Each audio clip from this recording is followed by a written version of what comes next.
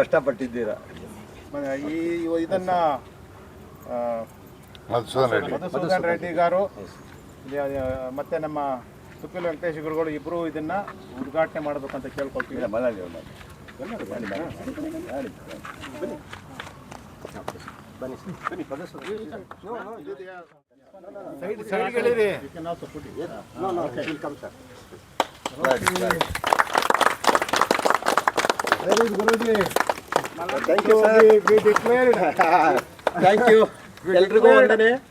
V declared as A ಗುರು. ಇವತ್ತಿಂದ ಇವರು ಇಲ್ಲಿ ಒಬ್ಬರ ಗುರುಗಳು. ಈ ಒಂದು ಕಾಡೇ ನಮಗೆ ದೇವಸ್ಥಾನ. ಅದಕ್ಕೆ ಇವರ ಕಾಡನ್ನು ನೋಡಿಕೊಂಡು ಮುಂದೆ ಸುತ್ತಮುತ್ತ ಹಳ್ಳಿಯವರಿಗೆ ಇದು ಮಾಡ್ತಾರೆ. Reddy gar, please 2-3 minutes. You just tell about it. English, no? Oh, okay, English. What to do? Any language. Some Gurugolo, you can translate also. Yeah, first time we have seen Yes. when we came to Dayanand Guruji farm, first time we have seen money in the farm. ಮೊದಲ ಬಾರಿಗೆ ಹಣವನ್ನ ಜಮೀನಿನಲ್ಲಿ ನೋಡ್ತಾ ಇದ್ದಾರಂತೆ. Before we didn't see money, we have problems in the field. ಮೊದಲು ಬರೀ ತೊಂದರೆಗಳನ್ನು ನೋಡ್ತಾ ಇದ್ವಿ, ಈಗ ಹಣವನ್ನು ನೋಡ್ತಾ ಇದ್ವಿ, ಸಂತೋಷ ನೋಡ್ತಾ ಇದ್ವಿ. So it is not only money, it is peace also. ಮನಸ್ಸಿಗೆ ನೆಮ್ಮದಿ ಕೊಡುವಂತ ಜಾಗ. So we want to implement same concept in our land through Malali ji, Venkatesh ji and Prashant Joshi ji. ನೀವು ಏನು ಮಾಡ್ತಾ ಇದ್ದೀರಾ ಅದನ್ನ ತಾವು ಇವರು ತೆಲಂಗಾಣದಲ್ಲಿ ಅದನ್ನ ಮಾಡಬೇಕಂತ. So they are coming and helping us to do this in our land, and Malali ji is continuously motivating us to do in entire India, not only Karnataka, Telangana, Andhra Pradesh. His vision is for entire country. ದೇಶ ಪೂರ ಇದೇ ರೀತಿ ಆಗಬೇಕಂತ ಮಲ್ಲಾಲಿಯವರ ಆಸೆ. ಇದು ನೆರವೇರಿಸೋದಕ್ಕೆ ನಾವೆಲ್ಲ ಒಟ್ಟಿಗೆ ಸೇರಿ ಮಾಡೋಣ ಅಂತ ಹೇಳ್ತಾರೆ. I have seen so much energy in Malali ji. He is giving all energy to us. Even if we stop doing something, he is calling us and making sure do it. And Thank you all. ಅವರಿಗಿರೋ ಶಕ್ತಿ ನಮಗೆಲ್ಲ ಹಂಚಿದ್ದಾರೆ. ಗುರುಗಳೇ ಮಾತಾಡಿದ್ದೀನಿ, ನೀವು ನಿಮ್ಮದು ಒಂದು 2 ನಿಮಿಷ ನೋಡಿ. ಈ ಒಂದು ಕಾರ್ಯಕ್ರಮ ನಮ್ಮ ಜನಗಳಿಗೆ ಸಾವಯವ ಆಹಾರ ಪದಾರ್ಥಗಳನ್ನ ಕೊಡುವ ಒಂದು ಯೋಜನೆ ಸರ್ಕಾರ ಮಾಡಬೇಕಾಗಿತ್ತು. ಅವರು ಸ್ವಲ್ಪ ಮಾಡ್ತಾ ಇದ್ದಾರೆ. ಅದಕ್ಕಿಂತ 10ರಷ್ಟು 100ರಷ್ಟು ಪಟ್ಟು ನೀವು ಮಾಡ್ತಾ ಇದ್ದೀರಾ. ಈಗಾಗಲೇ 14 ಶಾಲೆಗಳಲ್ಲಿ ಕಾಡು 16 ಕಾಡು ಕೃಷಿಕರ ಶಾಲೆ 16. ನಮಗೆ ನಮ್ಮ ಆರೋಗ್ಯ ಮುಖ್ಯ. ನಮ್ಮೆಲ್ಲರಿಗೂ ನಮ್ಮ ಆರೋಗ್ಯ, ಮನೆಯವರ ಆರೋಗ್ಯ, ಮಕ್ಕಳ ಆರೋಗ್ಯ ಮುಖ್ಯ. ಮಕ್ಕಳು ನಾವು ಆರೋಗ್ಯವಾಗಿರಬೇಕಾದ್ರೆ ನಮ್ಮ ಪರಿಸರ ಆರೋಗ್ಯವಾಗಿರಬೇಕು. If we have to be healthy, our environment should be healthy. ಹಾಗೆ ನಾವು ಆರೋಗ್ಯವಾಗಿರಬೇಕಾದ್ರೆ ನಾವು ತಿನ್ನುವ ಆಹಾರ ಪದಾರ್ಥಗಳು ಆರೋಗ್ಯವಾಗಿರಬೇಕು. ಅಂದರೆ ಅದರಲ್ಲಿ ವಿಷ ಇರಬಾರದು. ಅಂದರೆ ವಿಷಯುಕ್ತ ಪದಾರ್ಥಗಳನ್ನು ನಾವು ಜಮೀನಿನಲ್ಲಿ ಉಪಯೋಗಿಸಬಾರದು ಅಂತ ನಮಗೆ ಎಲ್ಲರಿಗೂ ಮನವರಿಕೆ ಆಗಿದೆ.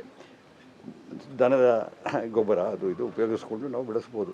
ಇವತ್ತು ನನಗೆ ಪವನ್ ಬಂದಾಗ ನಮ್ಮನೆ ಮಾಡಿ ಮೇಲೆ 20 ಅಡಿ ಜಾಗದಲ್ಲಿ ಒಂದು 300 ಗಿಡ ಬೆಳೆಸಿದ್ದೀನಿ. ಅದರಲ್ಲಿ ದಾಳಿಂಬರಿ ಕಿತ್ತು ತೋರಿಸಿದೆ. ಆಮೇಲೆ ಸಿಬೆಹಣ್ಣಿದೆ. ನಮ್ಮ ಮನೆಗೆ ಬೇಕಾದಂಥ ವಾರಕ್ಕೆ 3 ದಿವಸ ತರಕಾರಿ ಸಿಗುತ್ತೆ. ಬರೀ 20 ಪಾಟ್ಗಳಲ್ಲಿ ಬೆಳೆಸಿರೋದು. ಅಂಥದ್ರಿಂದ ಇಂತಹ ಜಾಗದಲ್ಲಿ ಎಷ್ಟು ಜನಕ್ಕೆ ನೀವು ಊಟ ಹಾಕ್ಬೋದು ನೋಡಿ, ವಿಷವಿಲ್ಲದ ಊಟವನ್ನು. ಹಾಗೆ ನಾವು ತಿನ್ನುವ ಮಾಂಸ, ಕುರಿ ಆಗಲಿ ಕೋಳಿ ಆಗಲಿ ಆರೋಗ್ಯ ಆಗಿರಬೇಕು. ಅದಕ್ಕೆ ಒನ್ ಹೆಲ್ತ್ ಅಂತ ಹೆಸರು. ಈ ಒನ್ ಹೆಲ್ತು ಈಗ ಪ್ರಪಂಚದಾದ್ಯಂತ ಜನ ಮಾತಾಡ್ತಾ ಇದ್ದಾರೆ. ಈಗ ಇಲ್ಲಿ ಶುರು ಮಾಡ್ತಾ ಇದ್ದೀವಿ. ನಾವು ಅದನ್ನು ಆದಷ್ಟು ಬೇಗ ತಮ್ಮೆಲ್ಲರ ಸಹಕಾರದಿಂದ ನಮ್ಮ ದೇಶವನ್ನು ವಿಷಮುಕ್ತ ದೇಶ ಮಾಡಬೇಕು. ಬರೀ ಈ ಗುಬ್ಬಿ ಮಾತ್ರ ಅಲ್ಲ, ಮಂಡ್ಯ ಹಾಸನ ಮಾತ್ರ ಅಲ್ಲ, ದೇಶವೇ ವಿಷಮುಕ್ತ ಭಾರತ ಆಗಬೇಕು. ಅದರ ಬಗ್ಗೆ ಈಗಾಗ ಪ್ರಾಜೆಕ್ಟ್ 797 ತೊಗೊಂಡಿದ್ದೀವಿ. ಪ್ರಧಾನಮಂತ್ರಿಗಳಿಗೆ ನಾನು ಅಡ್ವೈಸರ್ ಆಗಿದ್ದೀನಿ. ಅಂದರೆ 797 ಜಿಲ್ಲೆಗಳಲ್ಲಿ ನಾವು ಇದನ್ನು ಅವೇರ್ನೆಸ್ ಕ್ರಿಯೇಟ್ ಮಾಡ್ತಾ ಇದ್ದೀವಿ. ಶುರುವಾಗಿದೆ. ಸೊ ಅದು ನಲ್ಲೆಣಿ ಗ್ರೀನು ಬರೋದು ಒಂದು 5000 ರುಪೀಸ್ ಇದೆ. ನಂದು ಇದು ವೈಟ್ ಬಂದಿದೆ. ನಿಮಗೆ ಒಂದು ಸ್ಯಾಂಪಲ್ ತೋರಿಸ್ತೀನಿ. ನಲ್ಲೆಣಿ ಗ್ರೀನು ಕಾಳು ಟೇಸ್ಟ್ ನೋಡ್ರಿ, ನಮ್ಮ ಕಾಳು ಟೇಸ್ಟ್ ನೋಡ್ರಿ. ಕಲರ್ ವೈಟ್ ಇರ್ಬೋದು, ಬಟ್ ಸ್ಟ್ರಾಂಗ್ ಇದೆ. ನಾನು ಹೇಳೋದಲ್ಲ, ಬರೋಕ್ಕೆ ಸಾಧ್ಯ ಇಲ್ಲ. ಇದು ಮತ್ತಳಿನೇ ಬೇರೆ ವ್ಯತ್ಯಾಸ. ಅದೇ ಹೇಳ್ತಾ ಇದ್ದಿಲ್ಲ, ಕಾಳುದು ಟೇಸ್ಟ್ ಡಿಫ್ರೆನ್ಸ್ ಆಗ್ತದೆ. ಅದು ಕಲರ್ ಚೆನ್ನಾಗಿರ್ತೈತೆ. ಮಾರ್ಕೆಟಲ್ಲಿ ಅವ್ರು ಅಷ್ಟೇ ಅಪ್ರೇಟ್ ಮಾಡ್ತಾರೆ. ಆ್ಯಕ್ಚುಲಿ ಕಾಳು ತಿಂದು ನೋಡಿದ್ರೆ ಅದಕ್ಕೂ ಇದಕ್ಕೂ ಡಿಫ್ರೆನ್ಸ್ ಗೊತ್ತಾಗ್ತದೆ. ಸ್ಯಾಂಪಲ್ ಇಟ್ಟಿದ್ದೀನಿ, ತೋರಿಸ್ತೀನಿ. ಸ್ಟ್ರಾಂಗ್ ಸ್ಟ್ರಾಂಗ್ ಇದೆ, ಒಳ್ಳೆ ರೇಟ್ ಸಿಗ್ತದೆ ನಿಮಗೆ. ಯಾವುದು ಇದು ಈಗ ನಾವು ಬೆಳೀತಾ ಇರೋದು. ಏಲಕ್ಕಿ? ಹೌದು ಸರ್, ವೈಟ್ ಇದು ಇಲ್ಲ ಅಂದರೆ ಕಲರ್ ಗ್ರೀನ್ ಬರೋದಿಲ್ಲ, ಇದು ವೈಟೇ ಬರ್ತೈತೆ. ವೈಟ್ ಆದ್ರೂ ಕಾಳು ಚೆನ್ನಾಗಿದೆ, ಸ್ಟ್ರಾಂಗ್ ಇರೋದ್ರಿಂದ ಒಳ್ಳೆಯದು. ನಿಮ್ಮ ಪ್ರಕಾರ ಅದೇ GSM 140 ಅಂತ ಹೇಳಿದೆ. ರೇಟ್ ವೇರಿಯೇಷನ್ನು ಅದು ನಲ್ಲೆಣಿ ಗ್ರೀನ್ಗೂ ಇದು ವೇರಿಯೇಷನ್ ಇದೆ. ಬಟ್ ಏನು ಮಾಡ್ತಾರೆ, ಕ್ವಾಲಿಟಿ ಮಾರ್ಕೆಟಲ್ಲಿ ಹೇಗಿದೆ ಅಂತಂದರೆ ಕಲ್ಲರು ಸೈಜು ನೋಡಿ ತೊಗೊಳ್ತಾರೆ, ಅದಕ್ಕೆ ಹೋದ್ರೆ ರೇಟ್ ಜಾಸ್ತಿ ಕೊಡ್ತಾರೆ. ಕಾಳು ಟೇಸ್ಟ್ ನೋಡಿದವರು ಇದಕ್ಕಿಂತ ಜಾಸ್ತಿ ಕೊಡ್ತಾರೆ. ಇದು 3000 ಇತ್ತಂದರೆ 3500 ಕೊಡ್ತಾರೆ ಇದಕ್ಕೆ ನಮಗೆ. ಜೊತೆಗೆ ನಾನಿಲ್ಲಿ ಜೇನು ಪೆಟ್ಟಿಗೆ ಇಟ್ಟಿದ್ದೀನಿ. ಜೇನು ಪೆಟ್ಟಿಗೆಯಿಂದ ಏನು ಲಾಭ ಆಗ್ತದೆ ಅಂತಂದರೆ, ನಾನು ಒಂದು ಪೆಟ್ಟಿಗೆಗೆ 4,500 ಕೊಟ್ಟು ಇಟ್ಟಿದ್ದೀನಿ. ಅದು ಪ್ರತಿ ವರ್ಷ ನನಗೆ 5 ರಿಂದ 8 ಕಿಲೋ ಒಂದು ಜೇನುತುಪ್ಪ ಕೊಡ್ತದೆ. ನಾನು 650 ರೂಪಾಯಿ ಕಿಲೋದಂತೆ ಮಾರ್ತೀನಿ. ಅದಲ್ಲದೆ ಇದು ಪರಾಗಸ್ಪರ್ಶ ಮಾಡ್ತದೆ. ನನಗೆ ಒಂದು ಗಿಡದಲ್ಲಿ ಪಾಲಿನೇಷನ್, ಅದಕ್ಕೆ ತೋರಿಸ್ಬೋದು. ಕಾಳು ಅಂದರೆ ಹುಳ ಏನಾದರೂ ಡಿಸ್ಟರ್ಬ್ ಆಯ್ತು ಅಂತಂದರೆ ಎಲ್ಲರಿಗೂ ಕಡಿತೆ ಸರ, ಕೈಯೆಲ್ಲ ಇದಾಯ್ತು ಅಂದರೆ ಸ್ವಲ್ಪ ಇದಾಗ್ತದೆ ಅಷ್ಟೇ.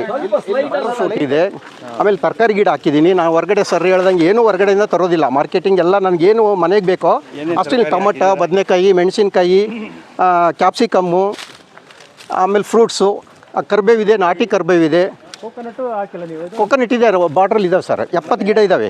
Yes sir. ನೀನು ಫರ್ಟೈಲ್ ಮಾಡಿರೋದು ಹೇಳು. ಅದನ್ನೇ ಹೇಳ್ತೀನಿ. ಹಾಂ, ಇದು ಏನಿದೆಲ್ಲ ಈ ನಾನು ಒಂದು ಕೆಮಿಕಲ್ ಹಾಕೋದಿಲ್ಲ, ಯೂರಿಯಾ ಅದು ಇದು ಹಾಕೋದಿಲ್ಲ. ನಾ ಈ ಗರಿ ಇವು ಬಿದ್ದಿರ್ತಾವಲ್ಲ, ಇದು ಪೌಡ್ರ್ ಮಾಡ್ತೀನಿ.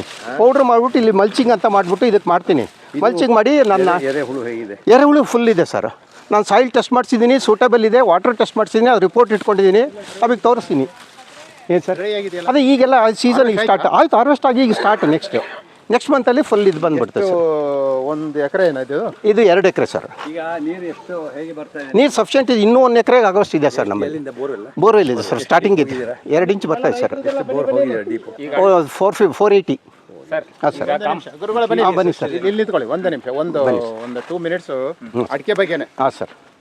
2 ವರ್ಷ ನೀವು ಏನೇನು ಹಾಕಿದ್ರಿ ಅದಕ್ಕೆ? ಇದಕ್ಕೆ 2 ವರ್ಷ ಏನೂ ಕೆಮಿಕಲ್ ಹಾಕಿಲ್ಲ. ನಾನು ಹಾಕಿರೋದು ಇದು ಮಲ್ಚಿಂಗ್ ಅಂತೇಳಿ, ಅದು ಏನೋ ನಮ್ಮ ಗರಿ ಬಿದ್ದಿರ್ತಲ್ಲ ಪೌಡ್ರ್ ಮಾಡ್ತೀನಿ. ಇಲ್ಲೇ ಮಿಷಿನ್ ಬರ್ತದೆ, ಅದ್ರ ಪೌಡ್ರ್ ತಂದು ಇಲ್ಲಿ ಹಾಕ್ತೀನಿ.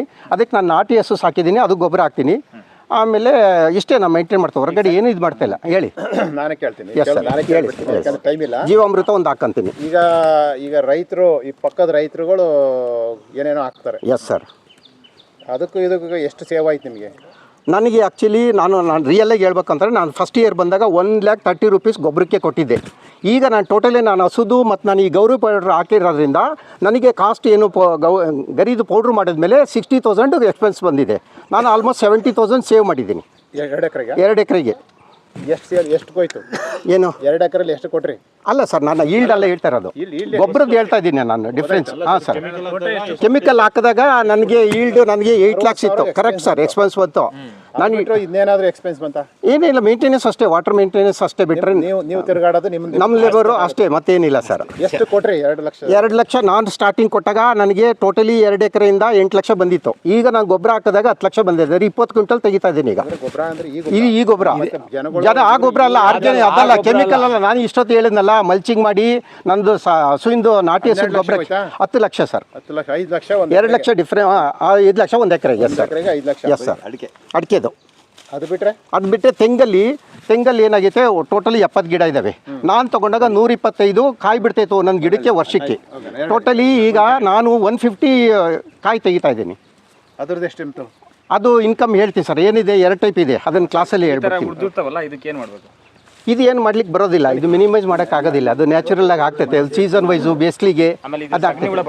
ಸಗಣಿ ಹುಳ ನಮ್ಮಲ್ಲಿ ಆಗಿಲ್ಲ. ನಾನು ಅದಕ್ಕೆ ಏನು ಮಾಡ್ತಾ ಇದ್ದೀನಿ, ಶೀಟು ಇದು ಏನಾಗಿದೆ ಸರ್, ನಾನು ಇದು ಫಸ್ಟ್ ತಗೊಂಡಾಗ ಈ ಶೀಟ್ ಇರಲಿಲ್ಲ. ಶೀಟ್ ಇಲ್ಲದೆ ಇದ್ದಾಗ ನನಗೆ 125 ಕಾಯಿ ಬರ್ತೈತೆ ಅಂತ ಹೇಳಿದೆ. ಅವಾಗ ಏನಾಗ್ತಿತ್ತು, ಇದ್ರೆ 25 ಕಾಯಿ ಬಿದ್ದೋಗವು. ನಮ್ಮ ಹಳ್ಳಿಲು ಅಂತಾರಲ್ಲ, ಹಳ್ಳಿಲು ಹತ್ತುಬಿಟ್ಟು ಅದು ಕಡಿತಿದ್ವು, ಕಾಯಿನೇ ಬೀಳಿಸ್ತಾ ಇದ್ವು.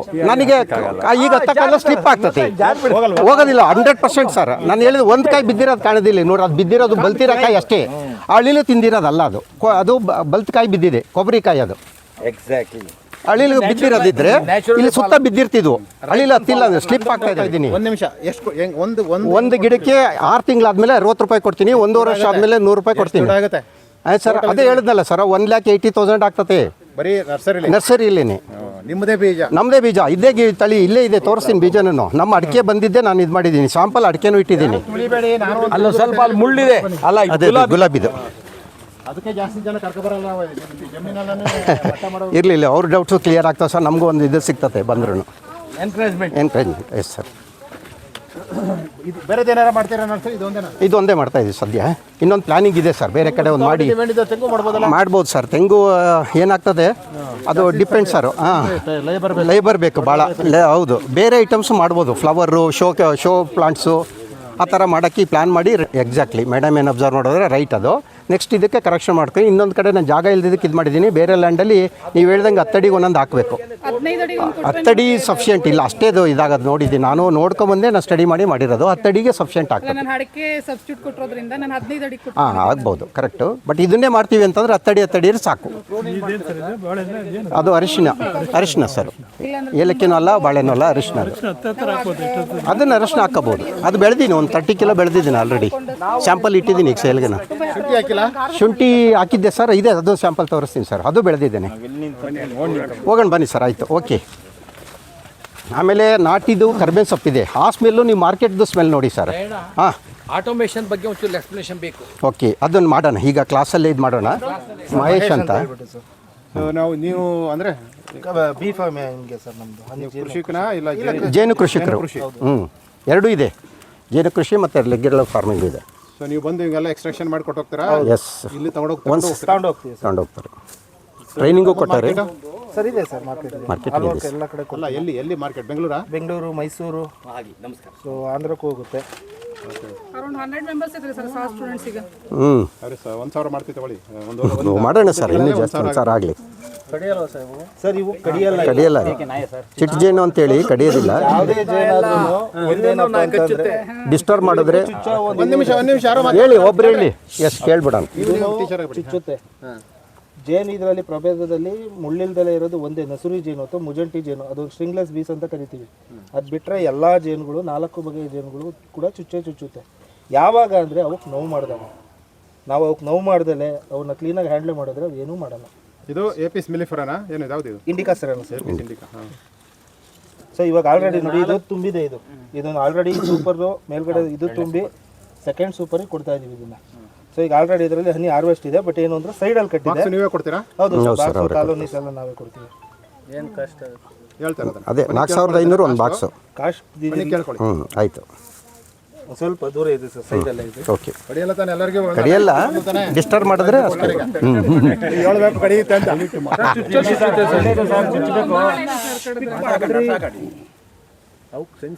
ಹಾಂ, ನೋಡ್ರಿ ಅಲ್ಲಿ ತುಪ್ಪ ಇಟ್ಟಿದ್ದಾರೆ ಆಗಲಿ ಜೇನು. ಇದ್ಯಾಕೆ ಫ್ರೇಮ್ ಇಟ್ಟಿಲ್ಲ ಸರ್? ಸೂಪರ್ ಅದು. ಅದಕ್ಕೆ ಅದೇ ಮಾಡ್ತಿದ್ದೀರಾ?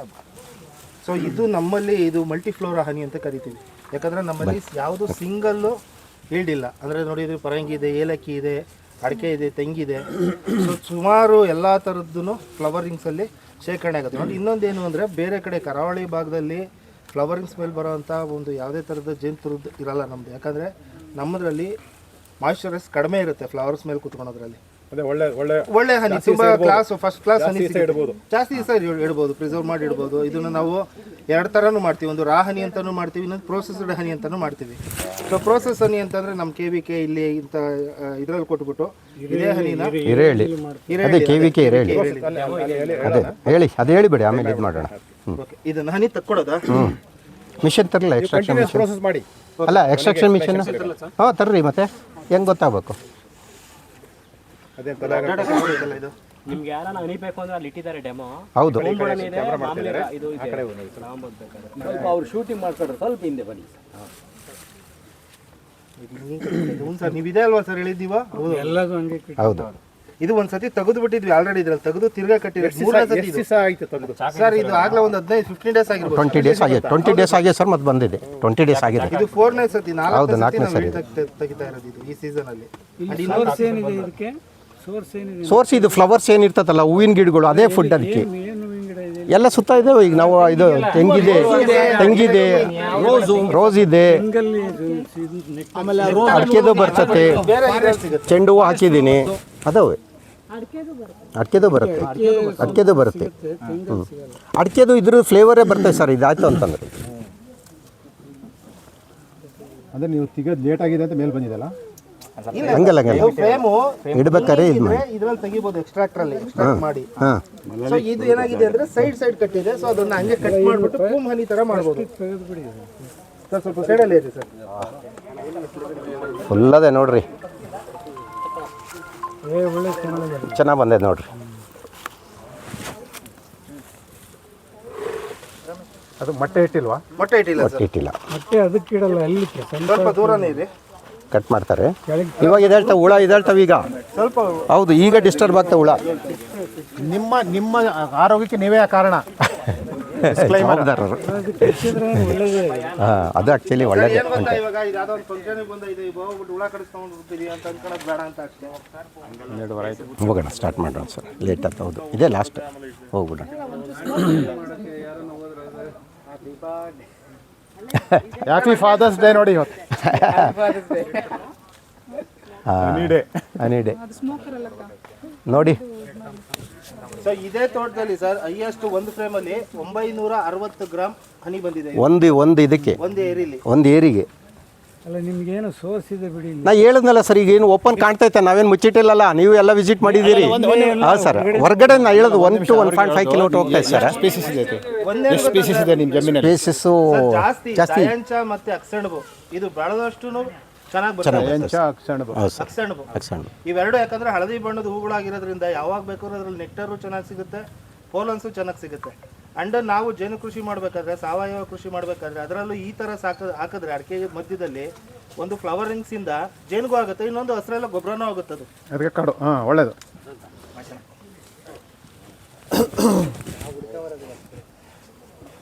ಎಲ್ಲರಿಗೂ ಒಂದೊಂದು ಸ್ಮಾಲ್ ಪೀಸ್ ಕೊಡಿ ಕೊನೆಗೆ ಟೇಸ್ಟಿಗೆ. ನಿಮ್ಮ ಕಸ್ಟಮರ್ ಆಗ್ತೀವಿ. Thank you. Yes sir. ಜೇನು ಇದರಲ್ಲಿ ಎಲ್ಲದೂ ಕಂಪ್ಲೀಟ್ ಆಗಿರೋ ಜೇನು. ಯಾಕಂದ್ರೆ ಕೆಲವು ನೋಡಿರ್ಬೋದು ಕೆಳದಲ್ಲೇ ಇರೋ ಒಂದೇ ಒಂದು ವಸ್ತು ಅಂದ್ರೆ ಅದು ಜೇನುತುಪ್ಪ. ಸೊ ಯಾವಾಗ ಇದು ನೋಡಿ, ಇದು ಕಾಣಿಸುತ್ತಲ್ಲ ನಿಮಗೆ, ಇದೆಲ್ಲ ನ್ಯಾಚುರಲ್ ಆಗಿ. Yes sir, thank you. ಇರಲಿ, ಕಟ್ ಮಾಡಿರಿ ಒಂದೊಂದು ಪೀಸ್.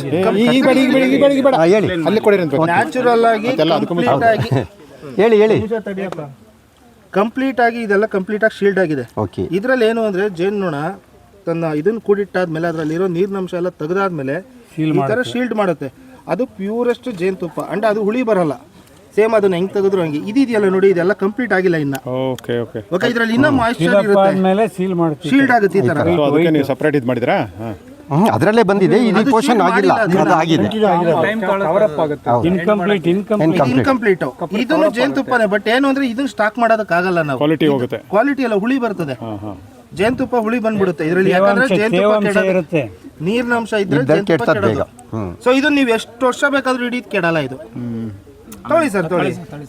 ಬೇಡ ಎಲ್ಲರಿಗೂ ಕೊಡಬೇಡಿ, ಈಗ ಬೇಡ ಈಗ ಕೊಡಬೇಡಿ ಅಲ್ಲಿ ಕೊಡಿ ಅಂತ. ಸರ್ ಇದು ನೋಡಿ, ಹೋಗೋಣ. ಈ ತರ ಇದ್ರೆ ಇದ್ರಲ್ಲೂ ಜೇನುತುಪ್ಪ ಇದೆ, ಬಟ್ ನೀರಿನ ಅಂಶ ಇರೋದ್ರಿಂದ ಅದು ಮಾಗಿಲ್ಲ ಅಷ್ಟೇ. ಒಳ್ಳೇದು.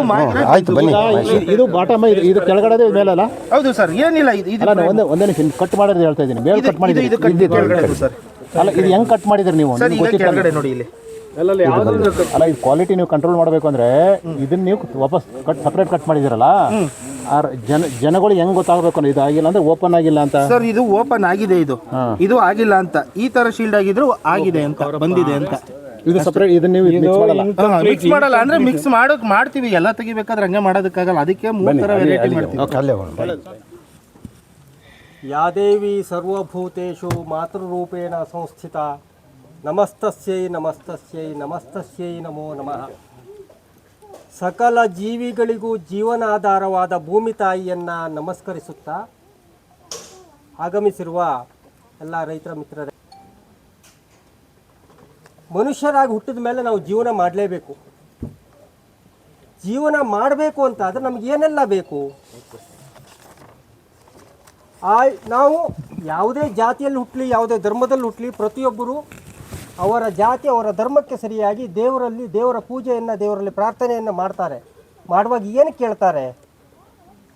ಆಯುಸ್ಸು, ಆರೋಗ್ಯ, ಐಶ್ವರ್ಯ. ಇದ್ರ ಹೊರತಾಗಿ ಯಾರಾದರೂ ಕೇಳೋಕ್ಕೆ ಚಾನ್ಸ್ ಇದೆಯಾ?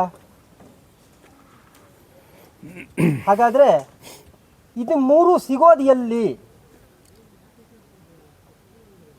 ಕೃಷಿಯಲ್ಲಿ ಹೊರತಾಗಿ ಬೇರೆಲ್ಲೂ ಈ 3 ಒಟ್ಟಿಗೆ ಸಿಗಲಿಕ್ಕೆ ಸಾಧ್ಯವೇ ಇಲ್ಲ.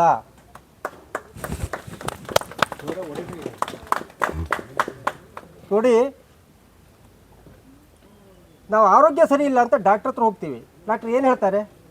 ವ್ಯಾಯಾಮ ಮಾಡಿ, ವಾಕಿಂಗ್ ಮಾಡಿ, ಸ್ವಚ್ಛವಾದ ಆಹಾರ ತಗೊಳ್ಳಿ,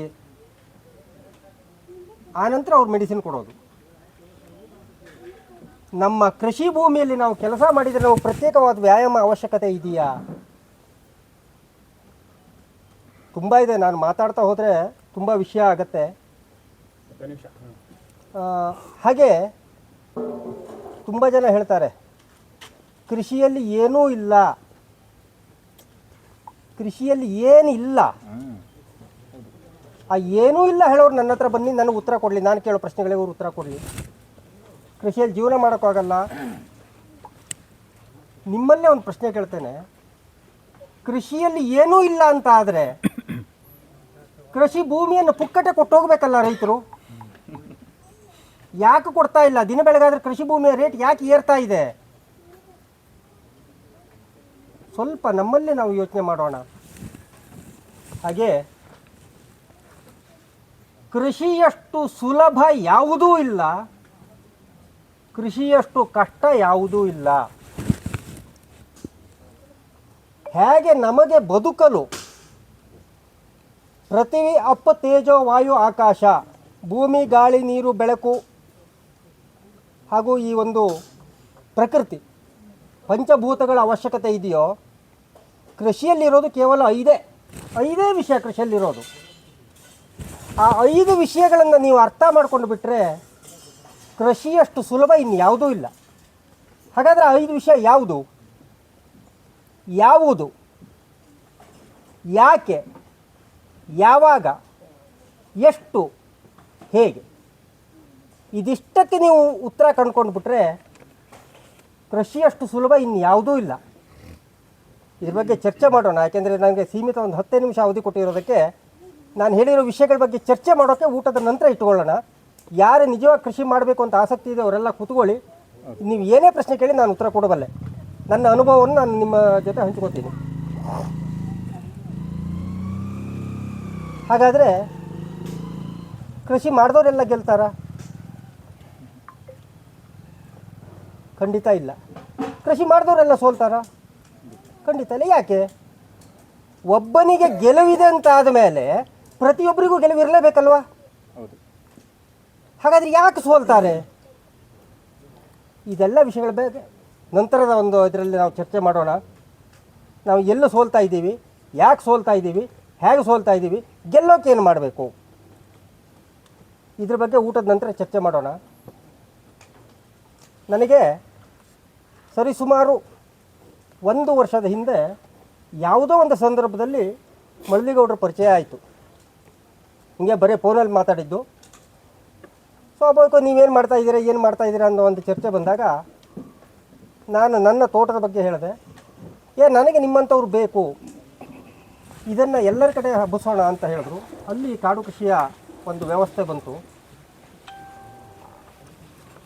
ನಾನು ಆವಾಗಲೇ 9 ಶಾಲೆ ಆಗಿದೆ, ನಂದು 10ನೇ ಶಾಲೆ.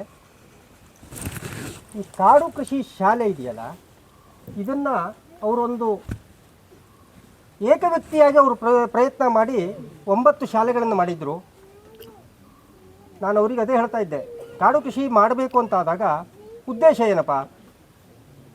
ಪ್ರಕೃತಿಯ ರಕ್ಷಣೆ ಆಗಬೇಕು, ಶುದ್ಧವಾದ ನೀರು, ಆಹಾರ, ಗಾಳಿ, ಬೆಳಕು ಪ್ರತಿಯೊಬ್ಬರಿಗೂ ಸಿಗುವಂತೆ ಆಗಬೇಕು ಅಂತ ನಮ್ಮ ಮಳಲಿ ಗುರುಗಳು ಹೇಳಿದ್ರು.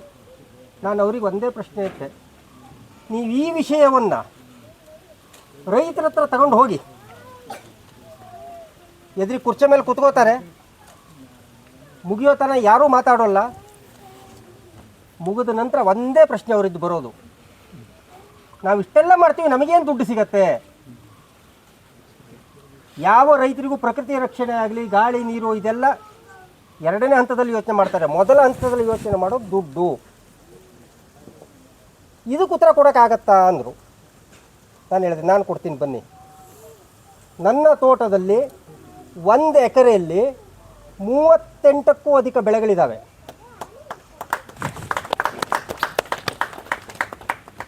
ನನಗಿರೋದು ಕೇವಲ 2 ಇಂಚು ನೀರು.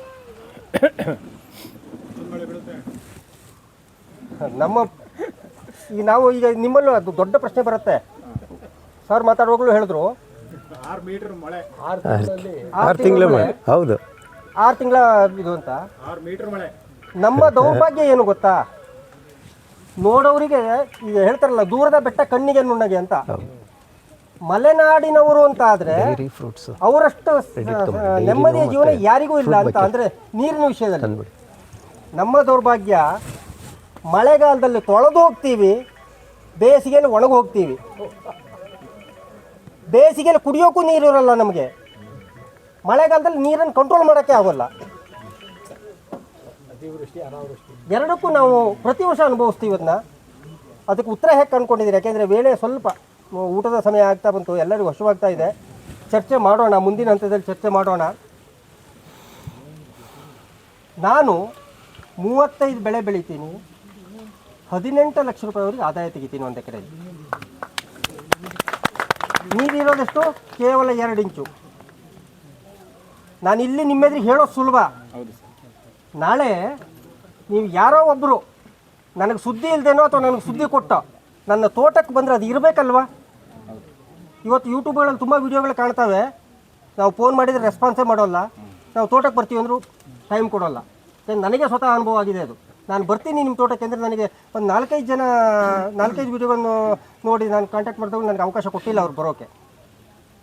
ಎಷ್ಟೊತ್ತಿಗೂ ಬನ್ನಿ, ನಾನು ಇಲ್ಲಿ ಏನು ಹೇಳಿದ್ದೀನೋ ಇದಿಷ್ಟು ನನ್ನ ತೋಟದಲ್ಲಿದೆ, ನನ್ನ ತೋಟದಲ್ಲಿ ಇರುತ್ತೆ ಶಾಶ್ವತವಾಗಿ. ಹಾಗಾದರೆ ಇಷ್ಟೆಲ್ಲ ಈ 35 ಬೆಳೆಗಳಿದ್ದಾವೆ ಅಂತಲ್ಲ, ನಂದು ಇರೋದು 8 ಎಕರೆ. ಕೆಲಸಗಾರ ಎಷ್ಟು ಜನ ಬೇಕು? ಇದು ಭಾಳ ವಿಶೇಷ. ನನ್ನ ತೋಟದಲ್ಲಿ ನಾವು 3 ಜನ ಮೇಂಟೈನ್ ಮಾಡ್ತೀವಿ ಅದನ್ನ. ತಿಂಗಳಲ್ಲಿ 15 ದಿವಸ ಮಾತ್ರ ಕೆಲಸ ಮಾಡೋದು. ಕೇವಲ 15 ದಿನ 3 ಜನ ಕೆಲಸ ಮಾಡೋದು. ನೀವು ಬನ್ನಿ ನನ್ನ ತೋಟ ನೋಡಿ, ನನ್ನನ್ನು ಬಿಟ್ಟು ನಮ್ಮ ಅಕ್ಕಪಕ್ಕದವ್ರನ್ನ ಕೇಳಿ ಅಥವಾ ನನ್ನ ಕೆಲಸಗಾರರನ್ನು ಕೇಳಿ, ನೀವು ಏನು ಮಾಡ್ತಾಯಿದ್ದೀರಿ, ಇಲ್ಲಿ ಏನು ಖರ್ಚು ಮಾಡ್ತಾಯಿದ್ದೀರಿ ಅಂತ ಕೇಳಿ, ಅದಕ್ಕೆ ಉತ್ತರ ಸಿಗತ್ತೆ. ಹೇಗೆ ಮಾಡಬೇಕು ಅಂತ ಮತ್ತೆ ಹೇಳ್ತೀನಿ. ಇಲ್ಲಿ ತುಂಬ ಜನ ರೈತರಿಗೆ ತೋಟ ನೀಟಾಗಿ ಕಾಣಬೇಕು, ಕ್ಲೀನ್ ಇರಬೇಕು, ಅಲ್ಲಿ ಕಳೆ ಇರಬಾರ್ದು. ನಮಗೆ ದೊಡ್ಡ ಸಮಸ್ಯೆ ಏನು?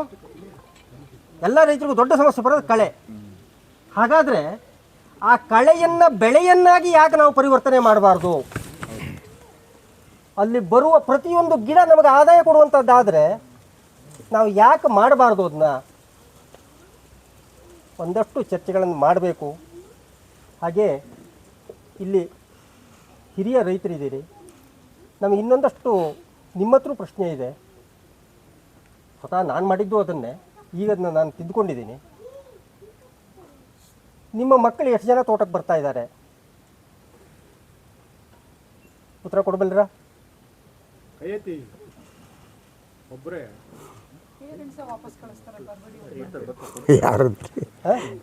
ಇಲ್ಲಿ 2 ಕಾರಣ. ಪೇರೆಂಟ್ ವಾಪಸ್ ಕಳಿಸ್ತಾರೆ ಹೇಳೋದು ಸೆಕೆಂಡ್ರಿ. ಯಾಕೆಂದರೆ ಪ್ರತಿಯೊಬ್ಬರಿಗೂ ಅವರು ಮಾಡುವ ಕೆಲಸದಷ್ಟು ಕನಿಷ್ಠ ಕೆಲಸ ಯಾವುದೂ ಇಲ್ಲ. ಈಗ ನಾನೊಬ್ಬ ಕೃಷಿಕ, ನನಗೆ ಕೃಷಿಯಷ್ಟು ಕನಿಷ್ಠ ಕೆಲಸ ಇಲ್ಲ, ನನಗೆ ಬೇರೆ ಎಲ್ಲ ಕೆಲಸಗಳು ಭಾಳ ಚೆನ್ನಾಗಿ ಕಾಣುತ್ತೆ. ಒಬ್ಬ ಡಾಕ್ಟ್ರನ್ನ ಕೇಳಿ, ನನ್ನ ಮಕ್ಕಳು ಡಾಕ್ಟ್ರ್ ಮಾತ್ರ ಆಗೋದು ಬೇಡ, ಬೇರೆ ಏನಾರ ಮಾಡ್ಕೊಳ್ಳಿ ಅವರು ಅಂತ ಹೇಳ್ತಾರೆ. ಯಾಕೆಂದರೆ ಪ್ರತಿಯೊಂದು ಕೆಲಸದಲ್ಲೂ ಕಷ್ಟ ಇದ್ದೇ ಇದೆ, ನೆಗೆಟಿವ್ ಇದ್ದೇ ಇದೆ, ಅದರ ಪಾಸಿಟಿವ್ ಇರುತ್ತೆ. ಇನ್ನೊಂದು, ನಮ್ಮ ಮಕ್ಕಳು ನಾವು ತೋಟಕ್ಕೆ ಬರೋಲ್ಲ ಅಂತ ಹೇಳ್ತೀವಲ್ಲ, ನಮ್ಮ ಮಕ್ಕಳು ತೋಟಕ್ಕೆ ಬಂದು ಕೆಲಸ ಮಾಡಿದರೆ ನಾವು ಎಷ್ಟು ಜನ ಅವ್ರಿಗೆ ಸಂಬಳ ಕೊಟ್ಟಿದ್ದೀವಿ? ದಿನ ನಮ್ಮನೆ ಕೂಲಿಗೆ ಬರ್ತಾರೆ ಕೆಲಸಕ್ಕೆ, ಸಾಯಂಕಾಲನ ಅಥವಾ ವಾರದಲ್ಲೆಲ್ಲ ಅವರಿಗೆ ದಿನದ 800, 1000, 600 ಏನು ಮಾತಾಡ್ಕೊಂಡಿದ್ದ ಆ ಸಂಬಳವನ್ನು ಎಣಿಸ್ತೀವಿ. ನಮ್ಮ ಮಕ್ಕಳು ತೋಟದಲ್ಲಿ ಕೆಲಸ ಮಾಡಿದರೆ ನಾವು ಎಷ್ಟು ಜನ ಕೊಟ್ಟಿದ್ದೀವಿ? ಹಾಗಾದರೆ ಯಾಕೆ ಬರ್ತಾರೆ ಮಕ್ಕಳು ಕೆಲಸಕ್ಕೆ? ದೊಡ್ಡ ತಪ್ಪು ಕಲ್ಪನೆ ಇದೆ ನಮ್ಮ ತಲೆಯಲ್ಲಿ. ಮಕ್ಕಳ ಕೈಗೆ ದುಡ್ಡು ಸಿಕ್ಕಿದ್ರೆ ಹಾಳಾಗ್ತಾರೆ ಅಂತ. ಎಷ್ಟು ಜನ ಹೋಗ್ತೀರಿ ಈ ಮಾತನ್ನು? ಮಕ್ಕಳ ಕೈಗೆ ದುಡ್ಡು ಸಿಕ್ಕಿದ್ರೆ ಹಾಳಾಗ್ತಾರೆ, ಎಷ್ಟು ಜನ ಹೋಗ್ತೀರಿ? ಖಂಡಿತ ಹಾಳಾಗ್ತಾರೆ. ಯಾವಾಗ ನಾವು ಕಪಾಟಲ್ಲಿ ತುಂಬಿಟ್ಟಿರೋ ದುಡ್ಡು ಸಿಕ್ಕಿದರೆ, ಸ್ವತಃ ಅವರು ತೋಟದಲ್ಲಿ ಶ್ರಮಪಟ್ಟು ದುಡಿದ್ರೆ 1 ರೂಪಾಯಿ ಹಾಳು ಮಾಡೋಲ್ಲ ಅವರು. ಯಾಕೆಂದರೆ ಅವ್ರಿಗೆ ಅದರ ಉರಿ ಇರುತ್ತೆ, ಆ ಶ್ರಮ ಇರುತ್ತೆ. ನಾನು ಈ ದುಡ್ಡು ಈ 10 ರೂಪಾಯಿ ಪಡಿಬೇಕಾದ್ರೆ ನಾನು ಎಷ್ಟು ಕೆಲಸ ಮಾಡಬೇಕು ಅನ್ನೋದು ಗೊತ್ತಿರುತ್ತೆ ಅವರಿಗೆ. ಗಾದೆ ಇದೆ, ಅಪ್ಪ ದುಡ್ದಿದ್ದು ಬೇರೆದು ಸಮಾನ. ಹಾಂ, ನಾನು ಎಲ್ಲರಿಗೂ ಹೇಳ್ತೀನಿ, ದಯವಿಟ್ಟು ನಮ್ಮ ಮಕ್ಕಳನ್ನು ಕೃಷಿ ಭೂಮಿಗೆ ಕರ್ಕೊಳ್ಳೋಣ, ಆ ದುಡ್ಡನ್ನು ಕೊಡೋಣ ಅವ್ರ ಕೈಗೆ. ಖಂಡಿತ ಹಾಳು ಮಾಡ್ತಾರೆ ಅನ್ನೋ ಭ್ರಮೆ ಬೇಡ. ಯಾಕೆಂದರೆ ನನಗೆ ಸ್ವತಃ ಅನುಭವ.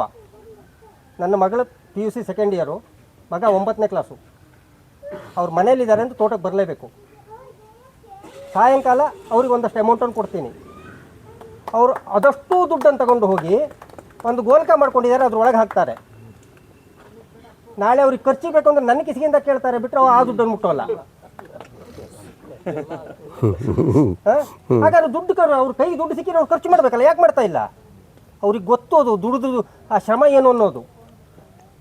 ಮಕ್ಕಳಿಗೆ ನಾವು ಮೊದಲಿನಿಂದಲೇ ಶ್ರಮವನ್ನು ಅಥವಾ ನಮ್ಮ ದುಡಿಮೆಯ ಸಮಸ್ಯೆಯನ್ನು ತಿಳಿಸೋಣ.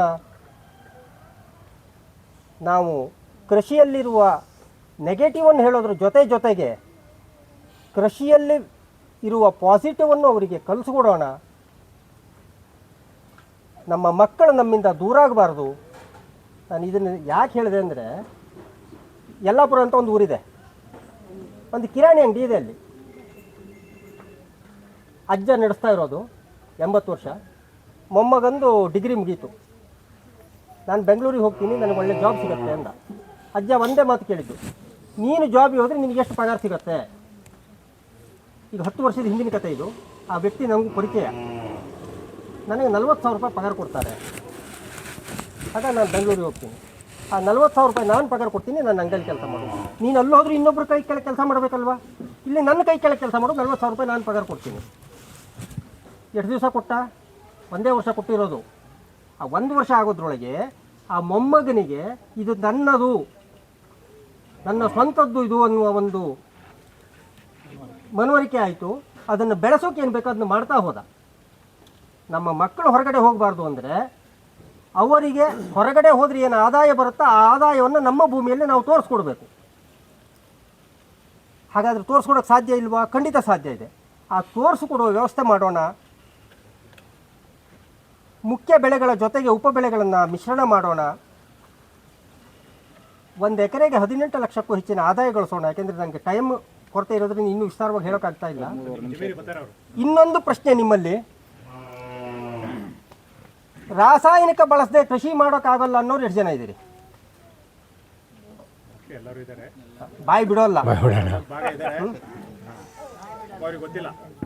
ರಾಸಾಯನಿಕಕ್ಕಿಂತ ಹೆಚ್ಚಿನ ಸಾಮರ್ಥ್ಯ ಸಾವಯವಕ್ಕಿದೆ. ತುಂಬ ಸಿಂಪಲ್ಲಾಗಿ ಕೇಳ್ತೀನಿ, ಮೀನು ಸಾವಯವನ ರಾಸಾಯನಿಕನ? ಕೇವಲ ಮೀನು. ಆ ಮೀನನ್ನು ತನ್ನಿ, ಅದಕ್ಕೆ ಬೆಲ್ಲವನ್ನು ಹಾಕಿ ಮಾಡೋ ವಿಧಾನವನ್ನು ಕಲಿಸ್ಕೊಡ್ತೀನಿ. ಅದು ರೆಡಿ ಆದ ನಂತರ 1 ಲೀಟ್ರಿಗೆ 2 ಗ್ರಾಮನ್ನು ಹಾಕ್ಕೊಂಡು ನಾವು ಸ್ಪ್ರೇ ಕೊಡಬೇಕು. ಎಷ್ಟು? 1 ಲೀಟ್ರಿಗೆ 2 ಗ್ರಾಮು. ಅಂದರೆ ಯಾವ ಗಿಡ ಅಂತ? ಎಲ್ಲ ಗಿಡಗಳು, ಚಿಕ್ಕ ಗಿಡಗಳಿಗೆ. ಇವೊಂದು ತರಕಾರಿ ಗಿಡ ಅಂತಲೇ ಇಟ್ಕೊಳ್ಳಿ. ಆ 2 ಗ್ರಾಮ್ನ ಬದಲಿಗೆ 20 ಗ್ರಾಮ್ ಹಾಕ್ಕೊಂಡು ಸ್ಪ್ರೇ ಕೊಡಿ. ಕೇವಲ ಅರ್ಧ ಗಂಟೆಯಲ್ಲಿ ಆ ಗಿಡ ಸತ್ತೋಗುತ್ತೆ.